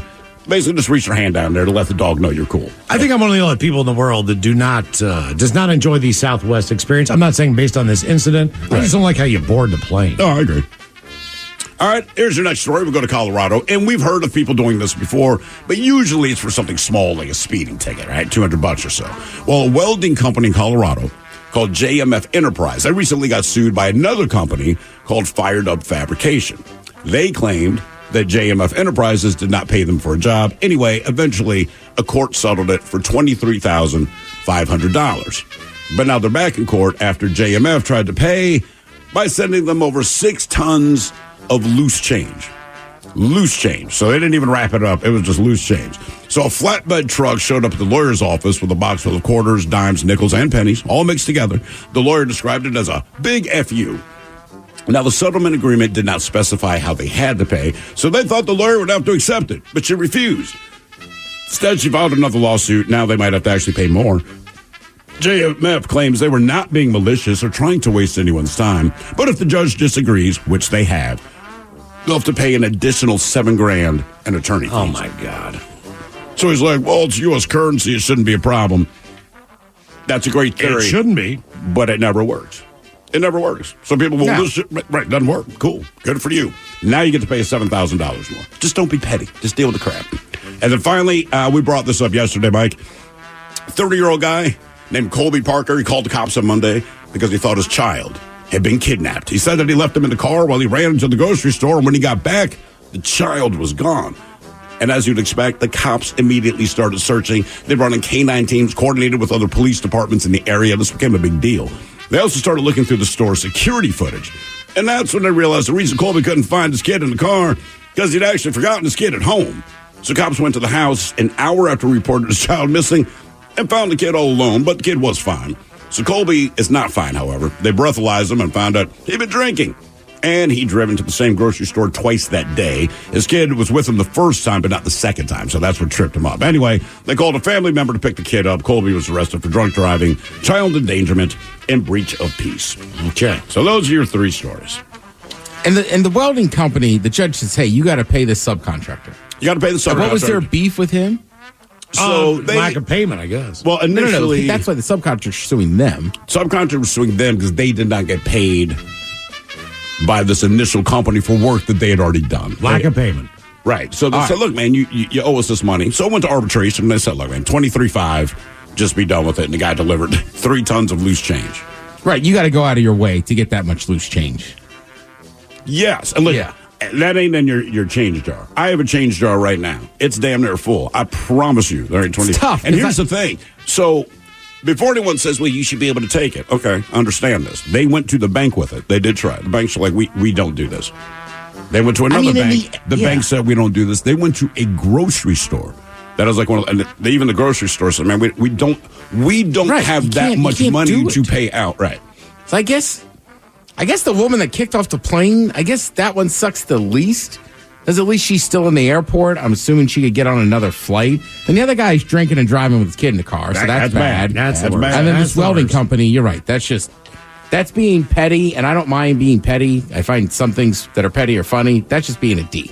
Mm-hmm. Right. Ted, I agree with you. The debate continues on Who Sucks Less if you follow KISW on Facebook, Twitter, or Instagram. Shot of the Day's on the way. You are listening to The Men's Room. I'm Snoop Dogg, and I'm giving up smoke. I know what you're thinking. Snoop, smoke is kind of your whole thing. But I'm done with it. I'm done with the coughing and my clothes smelling all funky. I'm going smokeless. Solo Stove Fix 5. They took out the smoke. Now you can have a nice blaze without any clouds ruining your day. Go smokeless. Go to solostove.com. Tell them Big Snoop Dogg sent you. Have you been in an accident that wasn't your fault? Feeling overwhelmed and unsure what to do next? Look no further. The personal injury attorneys at Phillips Law Firm are here to help. Phillips Law Firm understands that accidents can turn your life upside down. That's why they're dedicated to fighting for the compensation you deserve and to making the process as stress-free as possible. Don't wait any longer. Call now, 1-800-JUSTICE, or visit justiceforyou.com.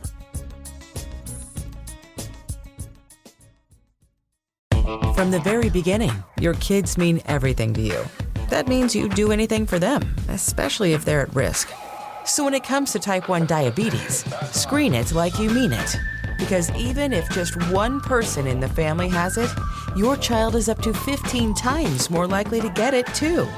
Screen it like you mean it. Because type 1 diabetes can develop at any age. And once you get results, you can get prepared for your child's future. So screen it like you mean it. Type 1 starts long before there are symptoms. But one blood test could help you spot it early, before they need insulin, and could lower the risk of serious complications like diabetic ketoacidosis or DKA. Talk to your doctor about how to screen for type 1 diabetes. Because the more you know, the more you can do. So don't wait. Tap now or visit screenfortype1.com to learn more. Again, that's screenfortype1.com. Screen it like you mean it. Coastal Farm and Ranch, just what your holidays need. Coastal's biggest deals of the year are here. Country Companion poultry feed is buy 2, get 1 free, and all large pet food bags are buy 1, get 1 50% off. Take 15% off all in-stock regular price grills and grilling pellets or buy 2, get 1 free. Coastal Farm and Ranch, just what your holidays need. Shop Coastal's Black Friday sale now and save on all your gifts and essentials. 99.9 KISW. The shenanigans continue. This is the Men's Room with Miles and Thrill. All right, coming in just minutes, we'll drink and toast with a shot of the day. And we do have your headlines on the way at 5:50. But first, quick check out with Mike Hawk and some of the stories and headlines he is not working on. Thank you, Miles. 67% of buyers said that they would buy a haunted house if it checked all their boxes. It's a 10 out of 10, but it's haunted. I guess one of those say boxes isn't haunted.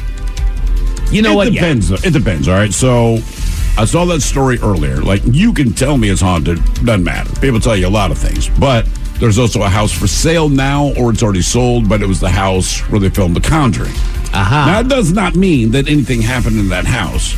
But I would not want to walk into my home every day and go, I remember the scene that took place, say, here or here. Right. It would just bug me. Well, and then you also hear about the stories of like Poltergeist and Exorcist, where some weird crap started happening on those sets. Right. It's like, I don't think anything started here, and I'm not usually one to believe in that stuff. But all of a sudden, it's like, I can't get out of it. But if you look, it's unlikely that I put my penis in your glass of soda. But if I say, Mike, I may or may not have done this, my money says you dump out your soda. Correct. Anyway. It's the same kind of thing. Once you plant it in someone's head. Correct. Hey, 5 bedrooms, 3.5 bathrooms, recently remodeled bathroom. Oh, and there was a murder here and it might be haunted. I'm also going to say this. I got a feeling that we have a handful of listeners where haunted house does check a box. Sure.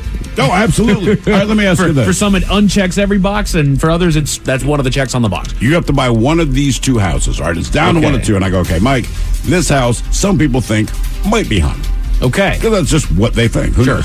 This house, definitely a murder happened. A murder happened in that house. Okay. Definitively. It happened. If they both checked my boxes, not going to lie, I would probably go for the murder house. Yeah. I understand that they have to disclose that information, but to me, They don't. They don't? They don't. It might be state by state, but I read somewhere where you would hope they would. But look, if you're a real estate agent and you don't have to tell a prospective buyer. Lord, no. Absolutely, I'm not going to tell you. Right. See this beautiful bedroom? Crazy thing. Right. There's a reason why Carfax exists. Right. That's because they don't, a selling point is not, this car was in just an absolutely terrible accident, but we put it all back together. Like, I don't know what's happened in this But thing. what's crazy is if someone said somebody died in this car. Sure. If the price is right, you would still buy the car. You're damn straight. If someone says someone died in this house for whatever reason, it's like, let me think about that. That tends to be part of what helps me not really subscribe to that. You know what I mean? Just because it does seem to be a little bit hit and miss as to where souls tend to stay. That's fair. I can see you negotiating with the real estate agent, like, hey, man, can we take $5,000 off? In case the soul's still here. Right, just in case. And they're bitter, man. You know what I'm saying? Just knock $5,000 off that price just because of the ghost running around here. I actually thought that we had a poltergeist in our house, and I realized just my wife does not close any doors or cabinets. I swear to God, when I get up every morning, I'm like, why did you open every cabinet door? Right. Like, you know where stuff is. Why are they all open? And I get that I'm a skeptic, but then I'll watch some of these other horror movies that have poltergeist or spirits or paranormal activity or something like that, and then they'll walk into a room where the chairs are all stacked up in an instasecond. Like, how are you not freaking the hell out and getting the hell out of it? Right. It's one thing to say, I think so. It's another thing to say, I was looking in the mirror, and like some horrible image showed up behind me. I turned around. They were there for 2 seconds. They said, get out. Right. Blood poured out of the walls. Like, then why do you still live there? Think about poltergeist, where if you sat in a certain spot in the room, like there was just a force that would pull you to the other side. Get the F out. Thank you. Because I thought That's a Craig good T. call. Nelson, the dad, like, hey, my son was almost strangled by a toy clown under his bed. Hey. But you still live here because why? Right. It was a really good deal. Yeah. I mean, maybe check in what holiday is. I still think that we should worry about the realistic situations in life that could put you in ultimate harm other than stuff that you have in your head. Yes. Agreed. That's all. I'm not saying that that's not, if you believe in that, that's great. I've never had that experience. Sure. If I did, it probably freaked me out and changed my mind, but I just haven't. Exactly. So I just haven't been there is all. That's why you're rolling the dice. It's a haunted house. It's like insurance. Oh, no kidding. 41 states have filed a lawsuit against Meta, claiming Instagram and Facebook are addictive and harmful to children. Well, no freaking kidding. So is caffeine. So is what candy. Are you gonna do? I mean, you're going to sue the Hershey company? Right. Notice it wasn't against Candy Crush. Or Pokemon. Or Pokemon Go. Solitaire. Good Lord, my grandfather, when he had a Mac Classic, that he would do nothing but play Klondike Solitaire on there. All damn day. He didn't do a doggone thing with that thing. That thing was a relic. I do not let my kids drink Coca-Cola. It's a good call. Right? I mean, they drink other sodas. They got the sugar. It's just caffeine because it's super addictive. Because as a parent, I can make that decision. Correct. If I feel the way with social media, it's not like because of social media, suddenly my parenting skills go away. I mean, you get to make a decision. And your kids are always going to sneak. Trust me. All of us did things our parents asked us not to do. Oh, yeah. But once they laid on that rule, even though you did it, you couldn't do it as long. So instead of 8 hours a day on social media, maybe they pop 20 minutes in there when they think you're asleep. Be a parent. It's why speed limits exist. Look, we know where you're not You going gotta speed. Right, you're not going to do 35 miles an hour, but when we tell you that you have to go no more than 35, you're going to slow it down to 45 miles an hour. Hey, look, I'm with you. I don't think kids need any more energy, but it is funny that sugar and caffeine literally are the most widely used and abused drugs. We just don't. You would never think about them that way. Right. You know don't why? see them as drugs. Because we all like them. Correct. And that's the difference. Because they're so don't make it illegal. We like it. New research shows that pet owners are willing to spend a lot more on their dogs than their cats. Well, dogs need it. Right. Other than surgeries, cats seem content with chasing shadows and sleeping. Right. Where dogs, as soon as you were home, they just need to be They grab need toys. They need, Your cat stuff is when the cat's going to die because of something. Right. Yeah, no kidding. Cat doesn't tear an ACL. The cat's got like a liver issue or I something. mean, I think cats are the head of their household pet-wise if it's a cat-only house. But if there's both, the dog just dominates. But there's a difference, right? So we got to go to town for a couple of days to go to the Seahawks-Ravens game. Indeed. We need to get someone. We have someone, but we need to get someone to watch the dog. All right. We also have a cat. We're like, we're filling up the food dish. Giving them, cat's fine, man. The only problem if with we that, just had a cat, and granted, it's like 3 days. You know, you wouldn't go, but like with the dog, like there's a whole bunch. The only problem with that is my cat does not eat much unless I leave, and then she stress eats. Mostly does. I don't get it, man. And it's okay. Parents have favorite children. That's fine. Well, but they're not always the dog. Damn. I mean, that's right. We talked earlier today about different dates that were just unacceptable to folks, and it's like, well, what do we do? Good thing is, I did a little bit of research. Oh, Mike's on it. The Men's Top 10. 10 fun date ideas for when you're tired of dinner and a movie. This one takes a little planning. First, get a burner phone. Use an assumed name. Swap out the plates on your car. Take her on a picnic in a national forest. Right. And don't forget that shovel and some rubber gloves. Oh. Now that's fun. That's a good old time right there. So these are some fun date ideas. Hard work. Just let me know if you guys think that these are fun date ideas. Attending an open house shows up a little bit further down on the list here. It depends on how far along you are. Maybe. I mean, I did that with my wife a couple times. We toured a couple places that we honestly had no business touring. I'm with Miles. I think it depends on how long you've been dating and where you see the future going. Sure. Because you're creating a false pretense unless you want to be with this person for the rest of the time being. Sure. Watching the sunrise. Can you imagine instead of going out at night, you get up way early in the morning? Listen, I'll watch the sunrise, and this is just how I am. And look, I'm not a romantic. I'm none of those things, but that's because we've been up all night. And it's kind of like, you know what? Haven't gone to bed. We're this Let's close just to do it. it. Let's stay up, man. I mean, this time of year, it's not that hard. That thing ain't coming up until this time of the year, right, 8 a.m. Right. You know what I we mean? do it in the wintertime, Yeah, baby? like, I watched the sunrise today. Because you were up at 9. Yeah, I did too. Same thing. I thought it was like 4:30 in the morning, man. It's all dark in the room. My wife rolls in because this is how she gets me up. Steven, get up! It was 7:45. I'm like, geez, man. So yes, I saw the sunrise. My thing was, it's pouring down rain right now. Oh, God. I am not getting. I sleep better in this. Yes, but Thrill is correct. If it's the summertime, like, I've probably been up all night. Yeah. How about getting an aura reading? Again, these are fun date ideas when you're tired of dinner and a An movie. aura reading. An aura No, reading. I tell you what, man. If she's into it, I'll go do it. If she suggests it, yeah, I would do it. But I would never think like, hey, babe, you want to get our auras read? Your aura is horny. I know. Go to a planetarium. I mean, I like the planetarium. yeah, because I'm a nerd. Volunteer locally. Nah, I gotta be kind of pot committed for somebody to volunteer, and that makes me sound like a horrible person. I apologize. I feel it. No, like, and I feel it. Do you want to help me pick up trash on the side of the highway? It's kind of court mandated, but I'd like to see you tonight. I mean, yeah. Work on a puzzle. I love the holidays. I couldn't let it go. If I was dating a girl and she said, hey, this year for Thanksgiving, we're going to go to work a soup kitchen, I'd be like, you know what, honey, I'm in. And then if we broke up like in February, I'd be pissed. Oh, yeah. I'll donate. I'd rather donate, than participate. Took advantage of cuffing season, doggone it. Yeah, exactly. Like, you talked me into this? I didn't even make it to the Super Bowl? Work on a puzzle shows up on the list. I don't enjoy I get intense with puzzles. Yeah, I do too. I can't stop once I get started. I don't, because I'm always like, I already know what the picture looks like. Well, it's also helpful, though, is you got to find the right shape and where it fits. Exactly. Kind of like my junk. Wham!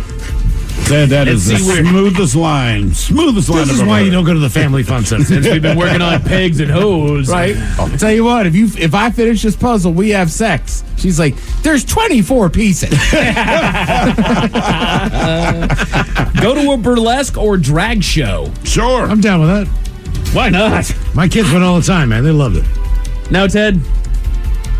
I don't know. You know what? I'll go one day. Yeah. I just haven't been to. I'm not like, oh, I've got to go to this. Sure. Yeah. Singing, dancing. You know. I know. I dated one woman that loved him, but she was also loud. I also like the idea also loud. Yes. Yes. I also like just the idea that us doing this right here, we're getting people to now consider dates that they would have never done before. There's somebody who's about to get drugged to a burlesque or drag show that they had no intention of ever going to. If you think you're going to get laid, you do it. You're damn straight. Well, the big deal is, but Ted's right on loud people. Loud people are hard to deal with, whether they're loud phone talkers. Yes. And they talk so loud that everyone can hear your conversation. It's like, dude, please. Yeah, I just feel like that. I used to live next door to 2 drag queens. They were awesome. I love those dudes. I just feel like that environment's loud. It is a loud environment. Sure. Hit up a karaoke bar. Again, these are fun date ideas for when you're tired of dinner and a movie. I'm sure it's fun. Karaoke, the bar, why not? I just don't love karaoke. No. Literally. I'd rather have trivia Figuratively, night. Trivia night's better. I like a trivia night, no doubt. I did that a couple months ago. Go to tie-dyeing. What? No. Go tie-dyeing, man. You're not going to wear it. You could. If you made a really good one, you could. You could wear a banana hammock, but you don't. You don't know that. Go to wine school. Maybe. Wine no. Why? Oh, like how to taste them or how to make it? Yeah, pretty much. Well, no, how to how to differentiate between the types, find what you like best, taste some delicious wines. Yeah. Just kind of a I'll do a it class. because chicks seem to dig it, but, you know. Yeah. I actually I sold that at an auction here recently. Oh, yeah? It was just a class for 20 to go to Total Wine and More. Go on a scavenger hunt. Comes in at number 2. I'd do that. I love scavenger hunts, man. They're fun.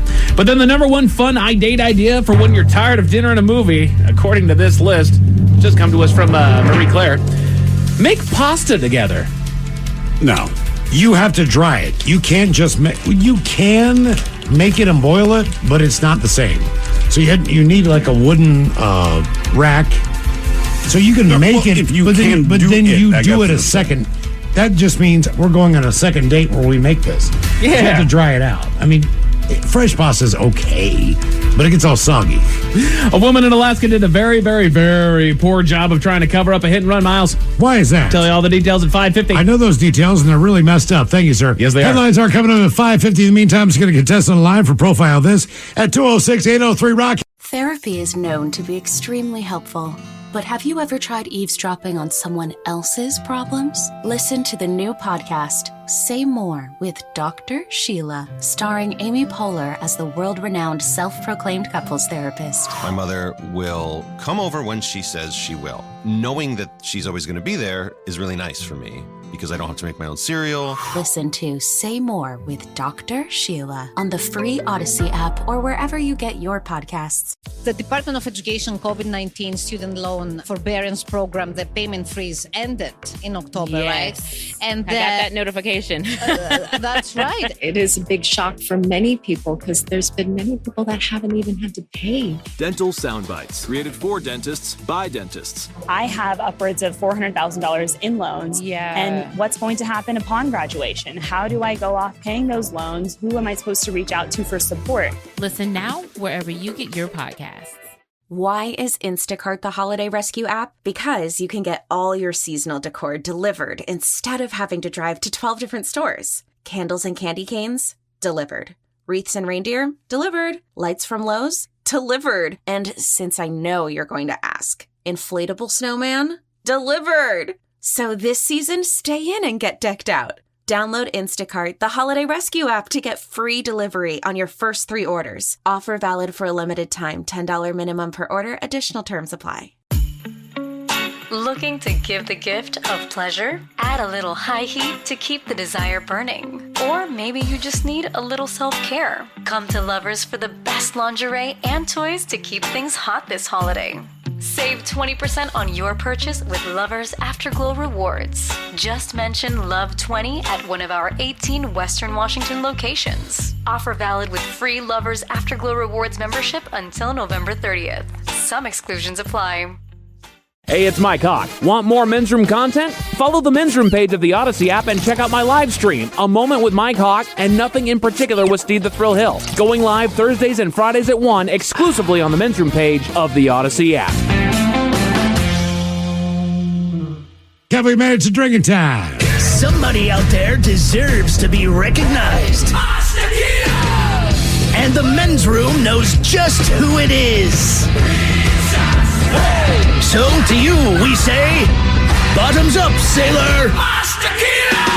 You're the toast of our shot of the day. Big time it is. As usual, we head to the drink desk and Steve Thrill Hill to find out who we're toasting. Yes, indeed. And today we toast a bachelorette party participant in Amsterdam. Now, we touched on this story briefly yesterday, but I believe that it is shot worthy. Now, keep in mind, yesterday's shot involved a man, and we cannot make this up, who woke up in a bed in a Cambodian hotel room only to discover that a very large monkey was filleting him. That's not a joke. They took the pictures the whole 9. Well, today's shot also involves fellatio, but at least this time it's 2 consenting adults.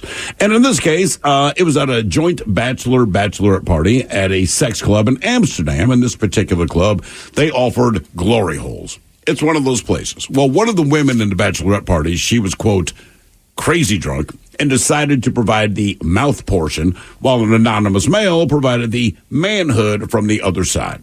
Now, when the exchange was completed, the woman, in her excitement, she chose to make the barrier between her and the man transparent. So they have the screens up there, and if you're happy with what happened, you can hit this button, and it goes from opaque to transparent. She wanted to see the man she just serviced. It was her dad. That's all. That's the beginning of it. They've confirmed it? It keeps making the rounds, and the more rounds it makes, the more confirmation it seems to be getting. I just feel like finding out that seems dangerous. I think her whole thing was, like they said, she was pissed drunk. Obviously, the guy was too. They're doing their thing, so she decided to do it. And they said when it was over, she hit the button and it makes it transparent, and there was her dad. Yeah. Tried looking up the story, and I went back to bad sites. Oh, dude, it's not great. Racist porn again? Yeah, but that's one of his favorites. It's under favorites. So anyway, we pour this booze and we drink this booze because we think it's yummy. Yummy! So over the tongue and down the throat to party in our tummies. Down the hola bichola. The Men's Room presents Profile This. Hey, Steve Thrill Hill, could you please tell everyone how Profile This is played? Sure can, Miles. It's a simple game where we share with you a real-life news story. Something that happened right here on planet Earth. And as you listen to the story, based on the stereotypes you believe to be true of people and the decisions that people make, we'll ask you what it is you think makes a story a story. Hello, Justin. Welcome to the Men's Room. Hola, gentlemen. Hola. All right, Justin, you understand how this here game is played? Sure do, Bill. Fantastic. You have your choice, as always, of one of 3 stories. We have the wonderful world of drugs. We have Bite Me. In other words, what did somebody find in their food? And finally, Animalize This, where you guess the animal responsible for causing the problem. Let's go with Mike's choice. Drugs, Bite Me, and Animalize This.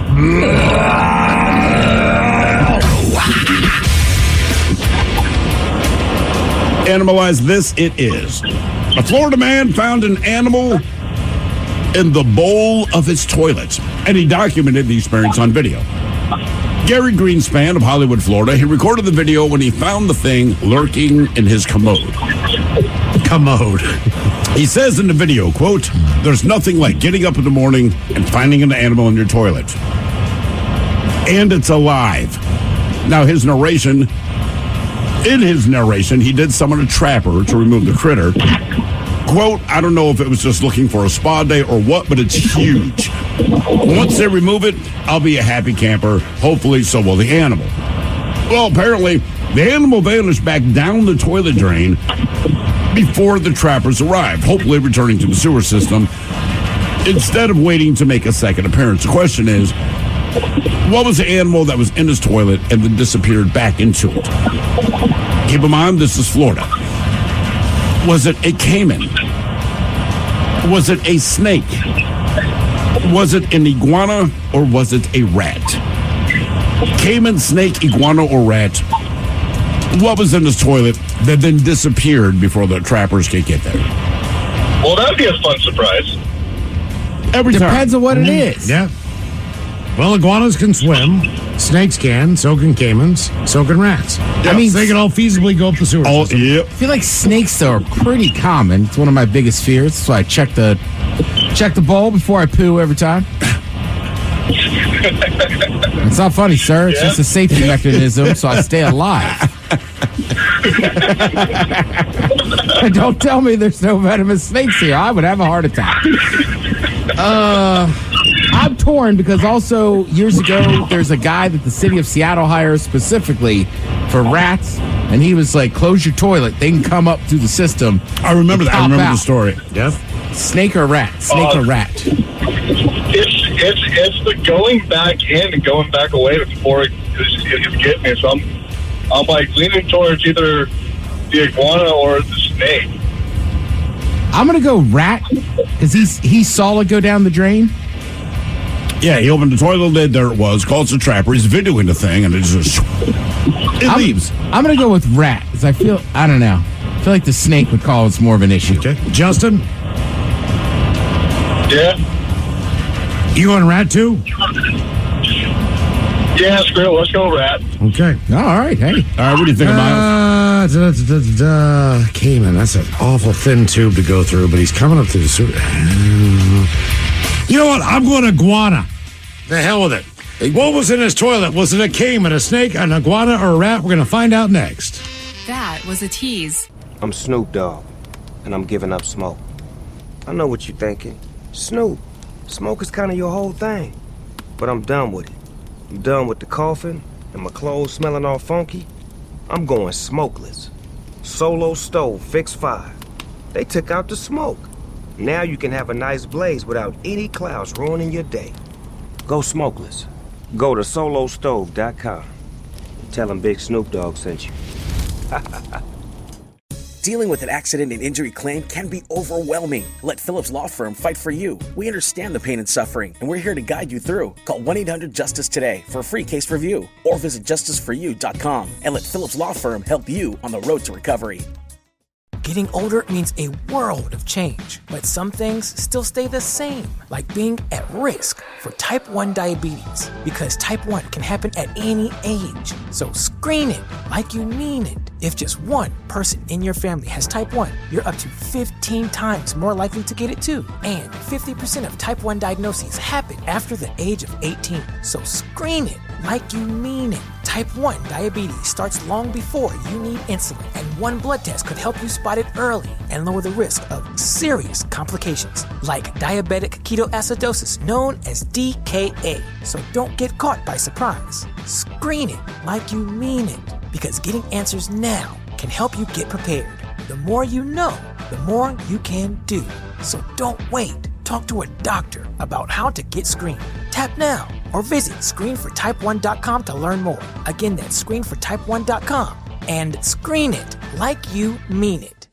Can we afford Thanksgiving dinner this year? This is a choice families across America are facing. I know that we can do better, and that's why I support No Kid Hungry. No Kid Hungry is tirelessly working to provide millions of meals to children who could face hunger this holiday season. Yet there's a missing piece to this puzzle, and that's you. Visit nokidhungry.org/chip in, and let's make sure children in your community aren't going to bed hungry, not just on Thanksgiving, but every day of the year. 99.9 KISW. We return to the men's room with Miles and Thrill. Categories: Analyze This on Profile This. Got a Florida man who found an animal in his toilet. It was alive. He called a trapper. Trapper tried to remove it, but it escaped back inside the toilet bowl. Yes. Question is, was it a caiman, a snake, an iguana, or a rat? And Justin, that is a question we posed to you. Let's start with you and D. Ted Smith. Both of you agreed that it is a rat. It was not a rat. Although it's a fine guess, because 9 times out of 10, that seems to be what it is. Miles, you went with iguana. Iguana. Yeah. You are correct. It was a big-ass iguana. When you say big, I know. Yeah. And they can squeeze through some tight spots. So all these animals basically can, but I was just thinking, all right. Oh, yeah. It was big. Now for all TV news all the time for TV Time with Ted. And now, because your pathetic life is confined to countless hours in front of a talking box, the Men's Room presents TV Time with Ted. All right, your choices today. You got the Jimmys. Jimmy Fallon Kimmel. Seth Meyers. All right. Writers in there. Or Ted Smith. Is it Ted or is it late night? It's right there. The title. These guys have teams of talented writers come up with their monologues each and every night. It is up to you to determine, is this an actual late night joke and from whom, or could it be a The Ted Smith original?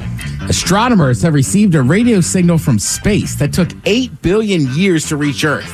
Yeah, it was a weird message, too. It said, is your refrigerator running?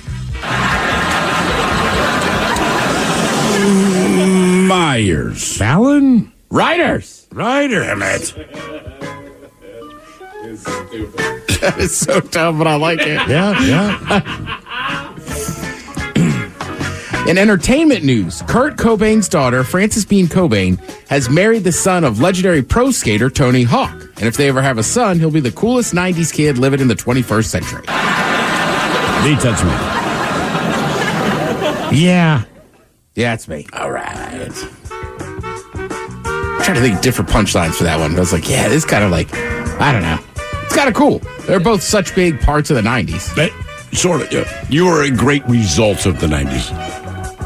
Tony Hawk and Cobain. Kurt were. Yeah. Let's see. Los Angeles is labeled the second most rat-infested city in America. Chicago is number 1 and LA is number 2.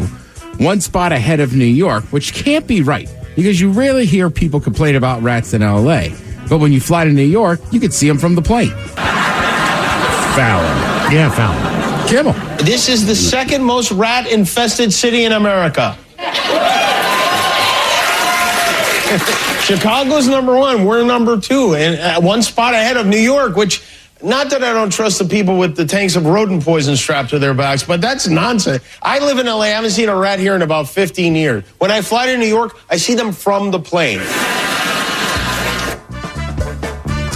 We're just 1 week away from Halloween, but due to a global cocoa shortage, chocolate is going to be way more expensive. The price of chocolate has gotten so out of hand that people can only afford an M or an M. Fallon. Yeah, Fallon. That's Fallon. Well, guys, we were just 1 week away from Halloween. But I saw that due to a global cocoa shortage, chocolate is going to be way more expensive. Yes, the price of chocolate has gotten so out of hand that people can only afford M or M. According to new reports from Uber Eats, the most frequently paired food and alcohol is ribeye steak and vodka. Who did you poll? The cast of Mad Men? Seth Meyers. Yeah, Myers. That's Seth. According to a new report from Uber Eats, the most frequently paired food and alcohol were ribeye steak and vodka. Who did you poll? The cast of Mad Men? That sounds kind of nice, actually. Yeah. I got to hunker down on a ribeye and put down a couple vodka Martinis. sodas. Oh, martinis. Good call. Yeah. They're not drinking vodka sodas. Damn it. I'm an idiot. All right, we'll start with some sad news just because it's kind of important news. Richard Roundtree, right? Famous actor. I would say a lot of people know him as probably the first black action hero. Yeah. So he passed away. I also always forget, too, that he was in Roots. He was in Roots, but he rose to fame with Shaft. Right, because the Damn Shaft, right. and then they had a reboot of Shaft in 2000. I mean, Isaac Hayes made the song, right? Absolutely. Yeah, I mean, just a cool, awesome song. And, like, look, I'll be honest with you. I don't know that I've ever actually seen Shaft. It's not good, but it was iconic.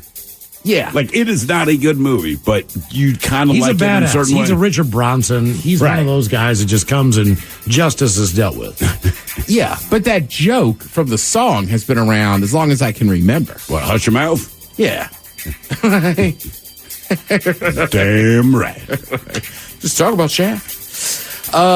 Yes, I mean, just kind of a sad one. Obviously, I think a lot of people love Richard Roundtree, but between his, like, again, being the first black action star, being in Roots, I think it meant a lot to, the black community. It did, Ted. I'm here to confirm that. That's what I'm saying. Yeah, he's just kind of the man. It was a troop thing, like in a weird way, like SCTV or Saturday Night Live, like the blaxploitation stuff. When you look at the Pam Greers of the world, or you look at they're all in it together. But it's like, look, let's make John, money. John Amos, whoever it was. Yeah. There was a number of guys and girls that just came in and did different parts and played that role, whether it was blaxploitation horror or whatever it was. But he's like the original badass, right? Well, yeah. Would you compare him to like John Wayne? In the black community, yeah. More Clint Eastwood, I think. Yeah, I would say Clint Eastwood, but sure. I mean, but in the black community, yeah, because it's the first time black people, it's like, hey, man, here's a guy doing the right thing, right? Oh, yeah. Instead of saying, there, boss, here's a guy that's just like, nah, that ain't how it's rolling, and no one would F with him about it, because he was Shaft. Yeah, I know. I always say this. I don't know that everybody did. Like I said, when I was in grade school, we watched Roots. I think I've seen it 2 or 3 times. Like, I think everybody should watch it. Like, pretty sure the film holds up. All right. It kind of does, yes. It holds up. It holds up, brother. That's what I'm like saying. Gettysburg. Yeah.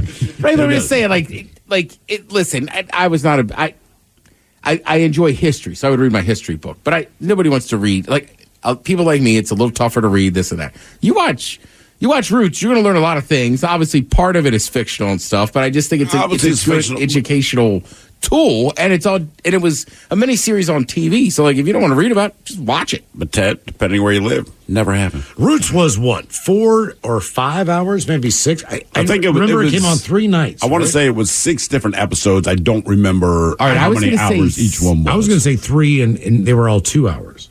Maybe. But either way, it was. No. It was definitely 6 or 7 episodes. As I remember, we would watch it like in 4th grade, 5th grade, 6th grade, but like it was a mini series, what they call it. Yeah. But I remember it being like, holy cow. And it seemed like a big deal. You know what? We watched it in 5th for sure as we were learning African history, right? Like all the countries and everything. The teacher actually had lived in Africa. So yeah, we watched it and it was just like, holy cow. I mean, I'll make references to that movie all the time, and then I'm shocked that people don't know. It is amazing, but, you don't want to teach that stuff. But it is a good thing for people to see. It's like, look, man, this is part of our collective history. It is what it is, right? But, yeah, it is something I think important to see. Florida. All right, this one's kind of interesting. Tom Bergeron. Most people know him from his job on Dancing with the Stars. Right. Kind of an overall smiley, kind of happy guy. He was like the consummate host, right? He is. Not like quite game shows, but like you said, kind of like Dancing with the Stars. Like, I'm not really hosting a game show, but I'm hosting a show that needs a host. He was a good guy for that. He's like a Bob Saget kind of guy. You're right, but I'm saying if Tom Bergeron pulled you aside and said, hey, I know a great place in town to get dinner and a heartbeat and see a show. And a heartbeat. You'd be like, all right, Tom knows. You know what I mean? Hell, I'd like to hire him just to show up to a huge party I throw. Yeah. And then, like, he brings me on stage. He talks to people. So he said that he lost his job on Dancing with the Stars over politics.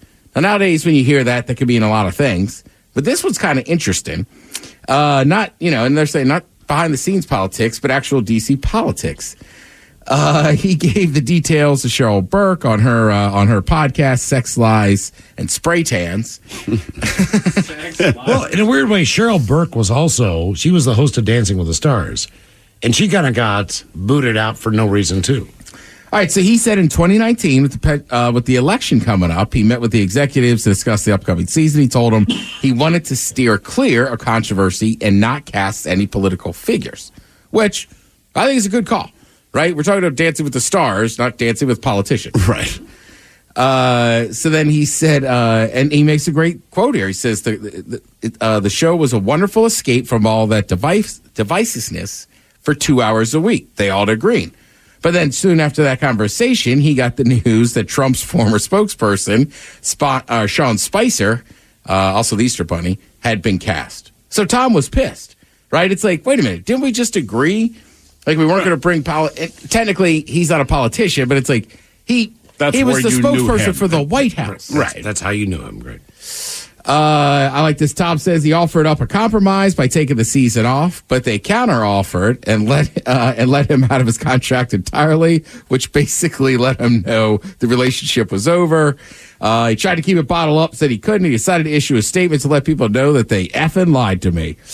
It didn't address the situation specifically. He just said they had an agreement with producers and they threw him a curveball. He did stick it out for one more season, but then they canceled. They canned him after that was over. Which, yeah, I get his point.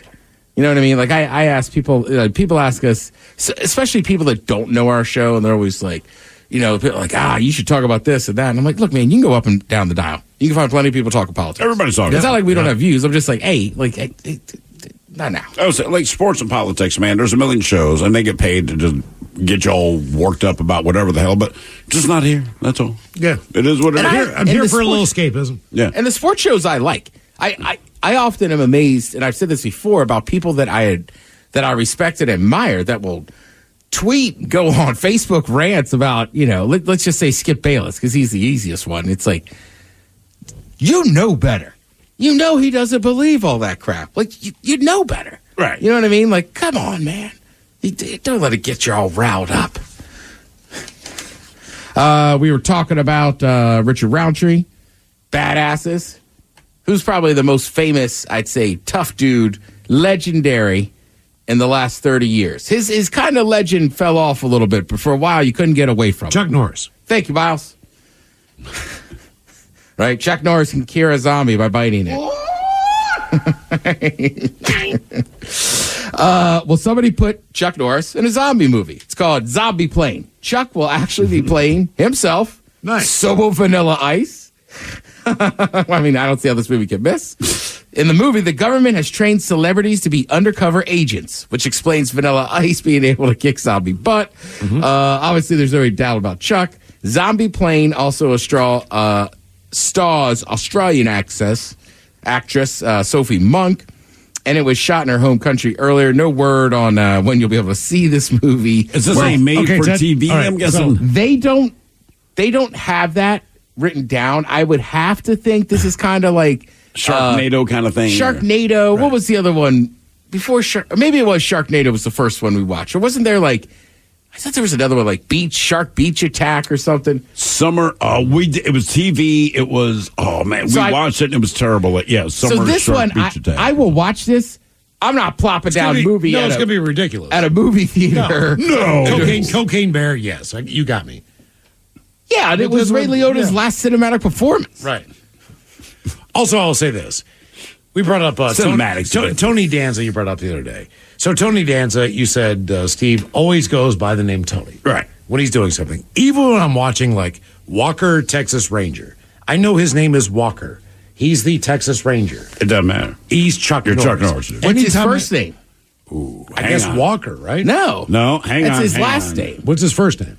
I don't know either. That's what I'm saying. But I'm like, he has a first name. When I see him, it's just Chuck Norris. Like, I don't care what they call him, what his role is. It's Chuck Norris.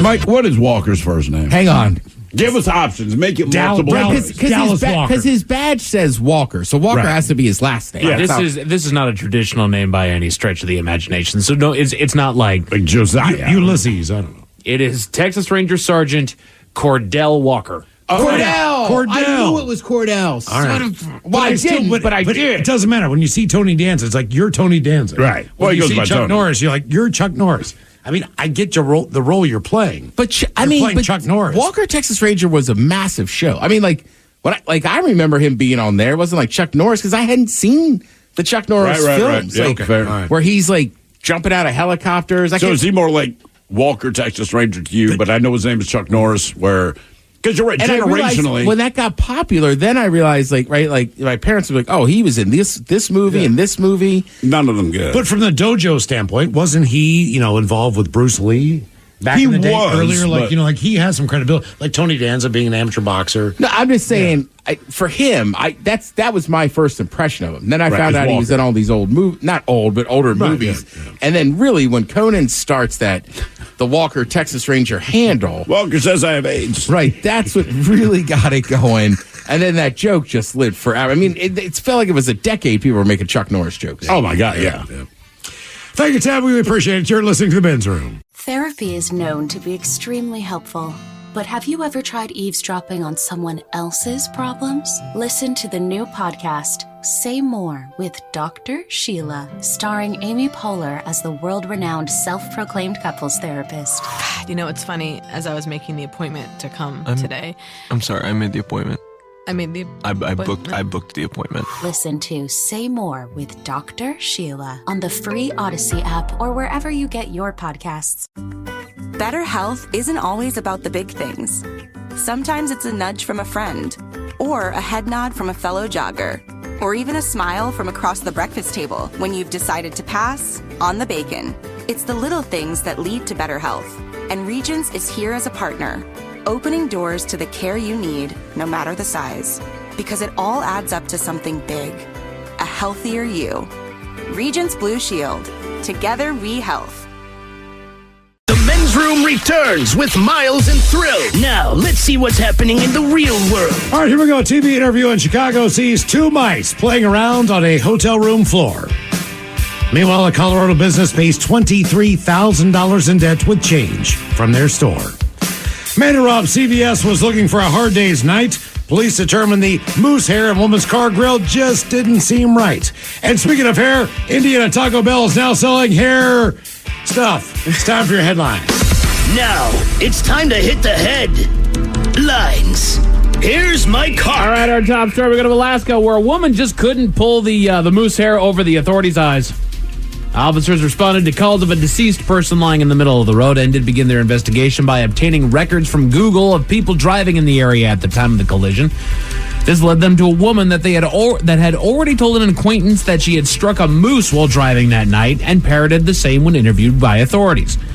After not being able to tell officers exactly which repair shop her truck was in, their investigation continued by meeting the suspect at her home, where a truck consistent with the pieces and paint color of debris found at the scene was in the garage. To corroborate her story, officers did indeed find moose hair seemingly sprinkled in the engine compartment of the truck, though not in the grill. And to make things even more suspicious, they couldn't help but notice a stuffed moose head in the very same garage that appeared to have hair yanked out of it. I like that she tried. That she sprinkled moose hair over the top. Like this was your plan. There. Ha ha. Sprinkled, not on the grill, just in the engine. Right. Well, she obviously knew what she did. Right. Oh, she knew. And even the acquaintance that had been there for the report said that she was in hysterics, which honestly... Right, she was an absolute mess. Right. It would be traumatizing to hit an animal, especially if you hadn't done that before, but probably not to that level. This was somebody who had very clearly... And it was... Yeah, there was nothing good about this story. No. I mean, they found fluid on the shoulder, which means that the person walking down the road was not in the middle of the road. So right, the shoulder of the road. Correct.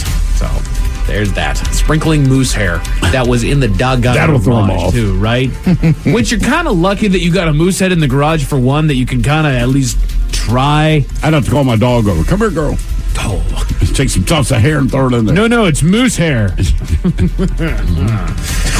Your dog would love that. Just start scratching the living daylights out of her. And his dog is strong. I'm just imagining you trying to rip a hunk of hair out of that dog. She's like, nah, I'm telling the cops you hit someone. Damn it. He did it. In other news, now we head off not off the Florida Keys, but to Indiana's bustling metropolis of Kokomo, where a photo's gone viral. See what I did there? Oh, I did. The local health department. The local health department has launched an investigation after seeing the video that has been shared online showing a cracked open door at a nearby Taco Bell that peeks into the kitchen, featuring a pair of employees, one giving the other an intricate haircut, complete with a garbage bag serving as a protective tarp and all. Though the picture was taken by another employee out of sheer shock, she didn't share it online until she was fired from the branch for taking said photograph. The investigation is ongoing. They were cutting each other's hair in the Taco Bell, yeah, like during hours. In the kitchen. Yeah. Which, look, just don't. That's all. Man, I can hook you up later. We cannot do it here. Right. And the thing is, I tend to be more on the side of, there was probably no hair that fell into any of the food or anything like that. I'm sure there was not, but there's an appearance of things. Correct. Right. And it's a kitchen. But I will say, when I was a janitor on the night crew, there was a guy that would come in every couple of weeks and would line people up, so I would get haircuts too. And they made us put a stop to it. Really? They did, Mike. Yes. The place that you were cleaning? It's just how it looks, man. I guess, but he's literally there to clean it. I know, but any company would tell you, look, man, it's not that we think you're doing anything wrong. We had this conversation earlier about something. I disagree. Then you're saying I'm doing wrong. If one person has a misperception about what you're doing, it becomes a problem. Janet Jackson and Justin Timberlake got in all this trouble, right? Yeah. Do you know how many people complained to the FCC? 3 people. Done. That is a country of 360 million. Right. Something like 100 million people around the world watch the Super Bowl. 3 people complained. 3 people. It affected our job. So the whole thing is, when you do certain things I don't care about, other things you have to, just because if it becomes an issue, it's an issue. Right, with them, they're in a restaurant. Right. Fast food, whatever. It's like, that's different. But Thrill's exactly right. Those guys have been doing it for years.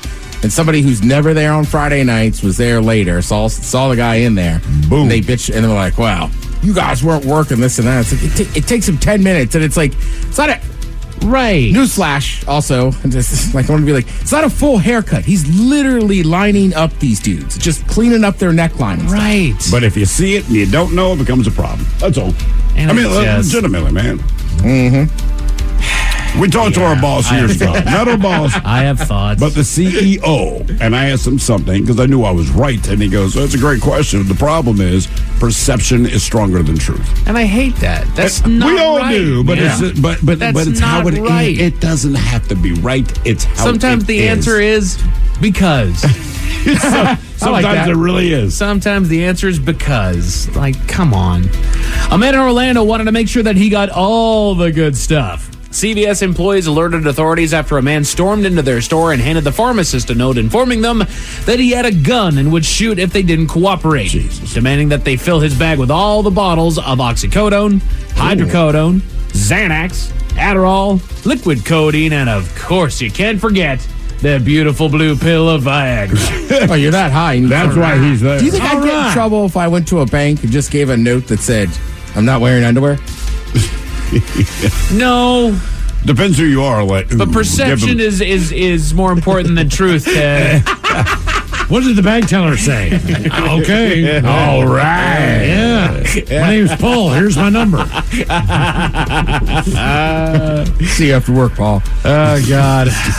Luckily, authorities arrived just as he was leaving the store, and nobody was injured in the Lollipops aren't the only thing getting... come on now. Men's Room Sports. Nothing going on here locally, but you do have some NHL hockey on tonight. The Capitals are in New Jersey taking on the Devils. That's over on TNT. And basketball is back. It was back last night, but is now back tonight. It continues.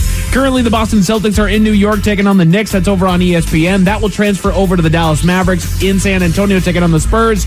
And then later on tonight, over on Root Sports, you got your Portland Trailblazers in LA taking on the Clippers. That is it for your sports and also for your headlines. And with that, Mike Hawk is out. Thank you, sir. We appreciate it. Lovely Taryn Daly is up next. We're going to see you tomorrow for the return of Big Dummy, and the head chef is back with Ted's Meat and Potatoes. Yes, indeed. It's all true. But in the meantime, well, We be all about this bitch for 180 seconds or so. So until then, please do what you do best, and for Aletha's sake, stay beautiful. Room has been taped before a live studio audience. Wardrobe and makeup provided by Mantastic Limited. This has been a presentation of the Men's Room Radio Network. Oh, man! A Double Flush production. Portions of the following program have been pre-recorded. And now, ladies and gentlemen, This is not a test. Your ears do not deceive you. There is no way out. You are here. She fell out of the sky and with the full force of gravity landed on the rock with a hefty thud. Coastal Farm and Ranch, just what your holidays need. Coastal's biggest deals of the year are here. Country Companion poultry feed is buy two, get one free, and all large pet food bags are buy one, get one 50% off. Take 15% off all in-stock regular price grills and grilling pellets, or buy two, get one free. Coastal Farm and Ranch, just what your holidays need. Shop Coastal's Black Friday sale now and save on all your gifts and essentials.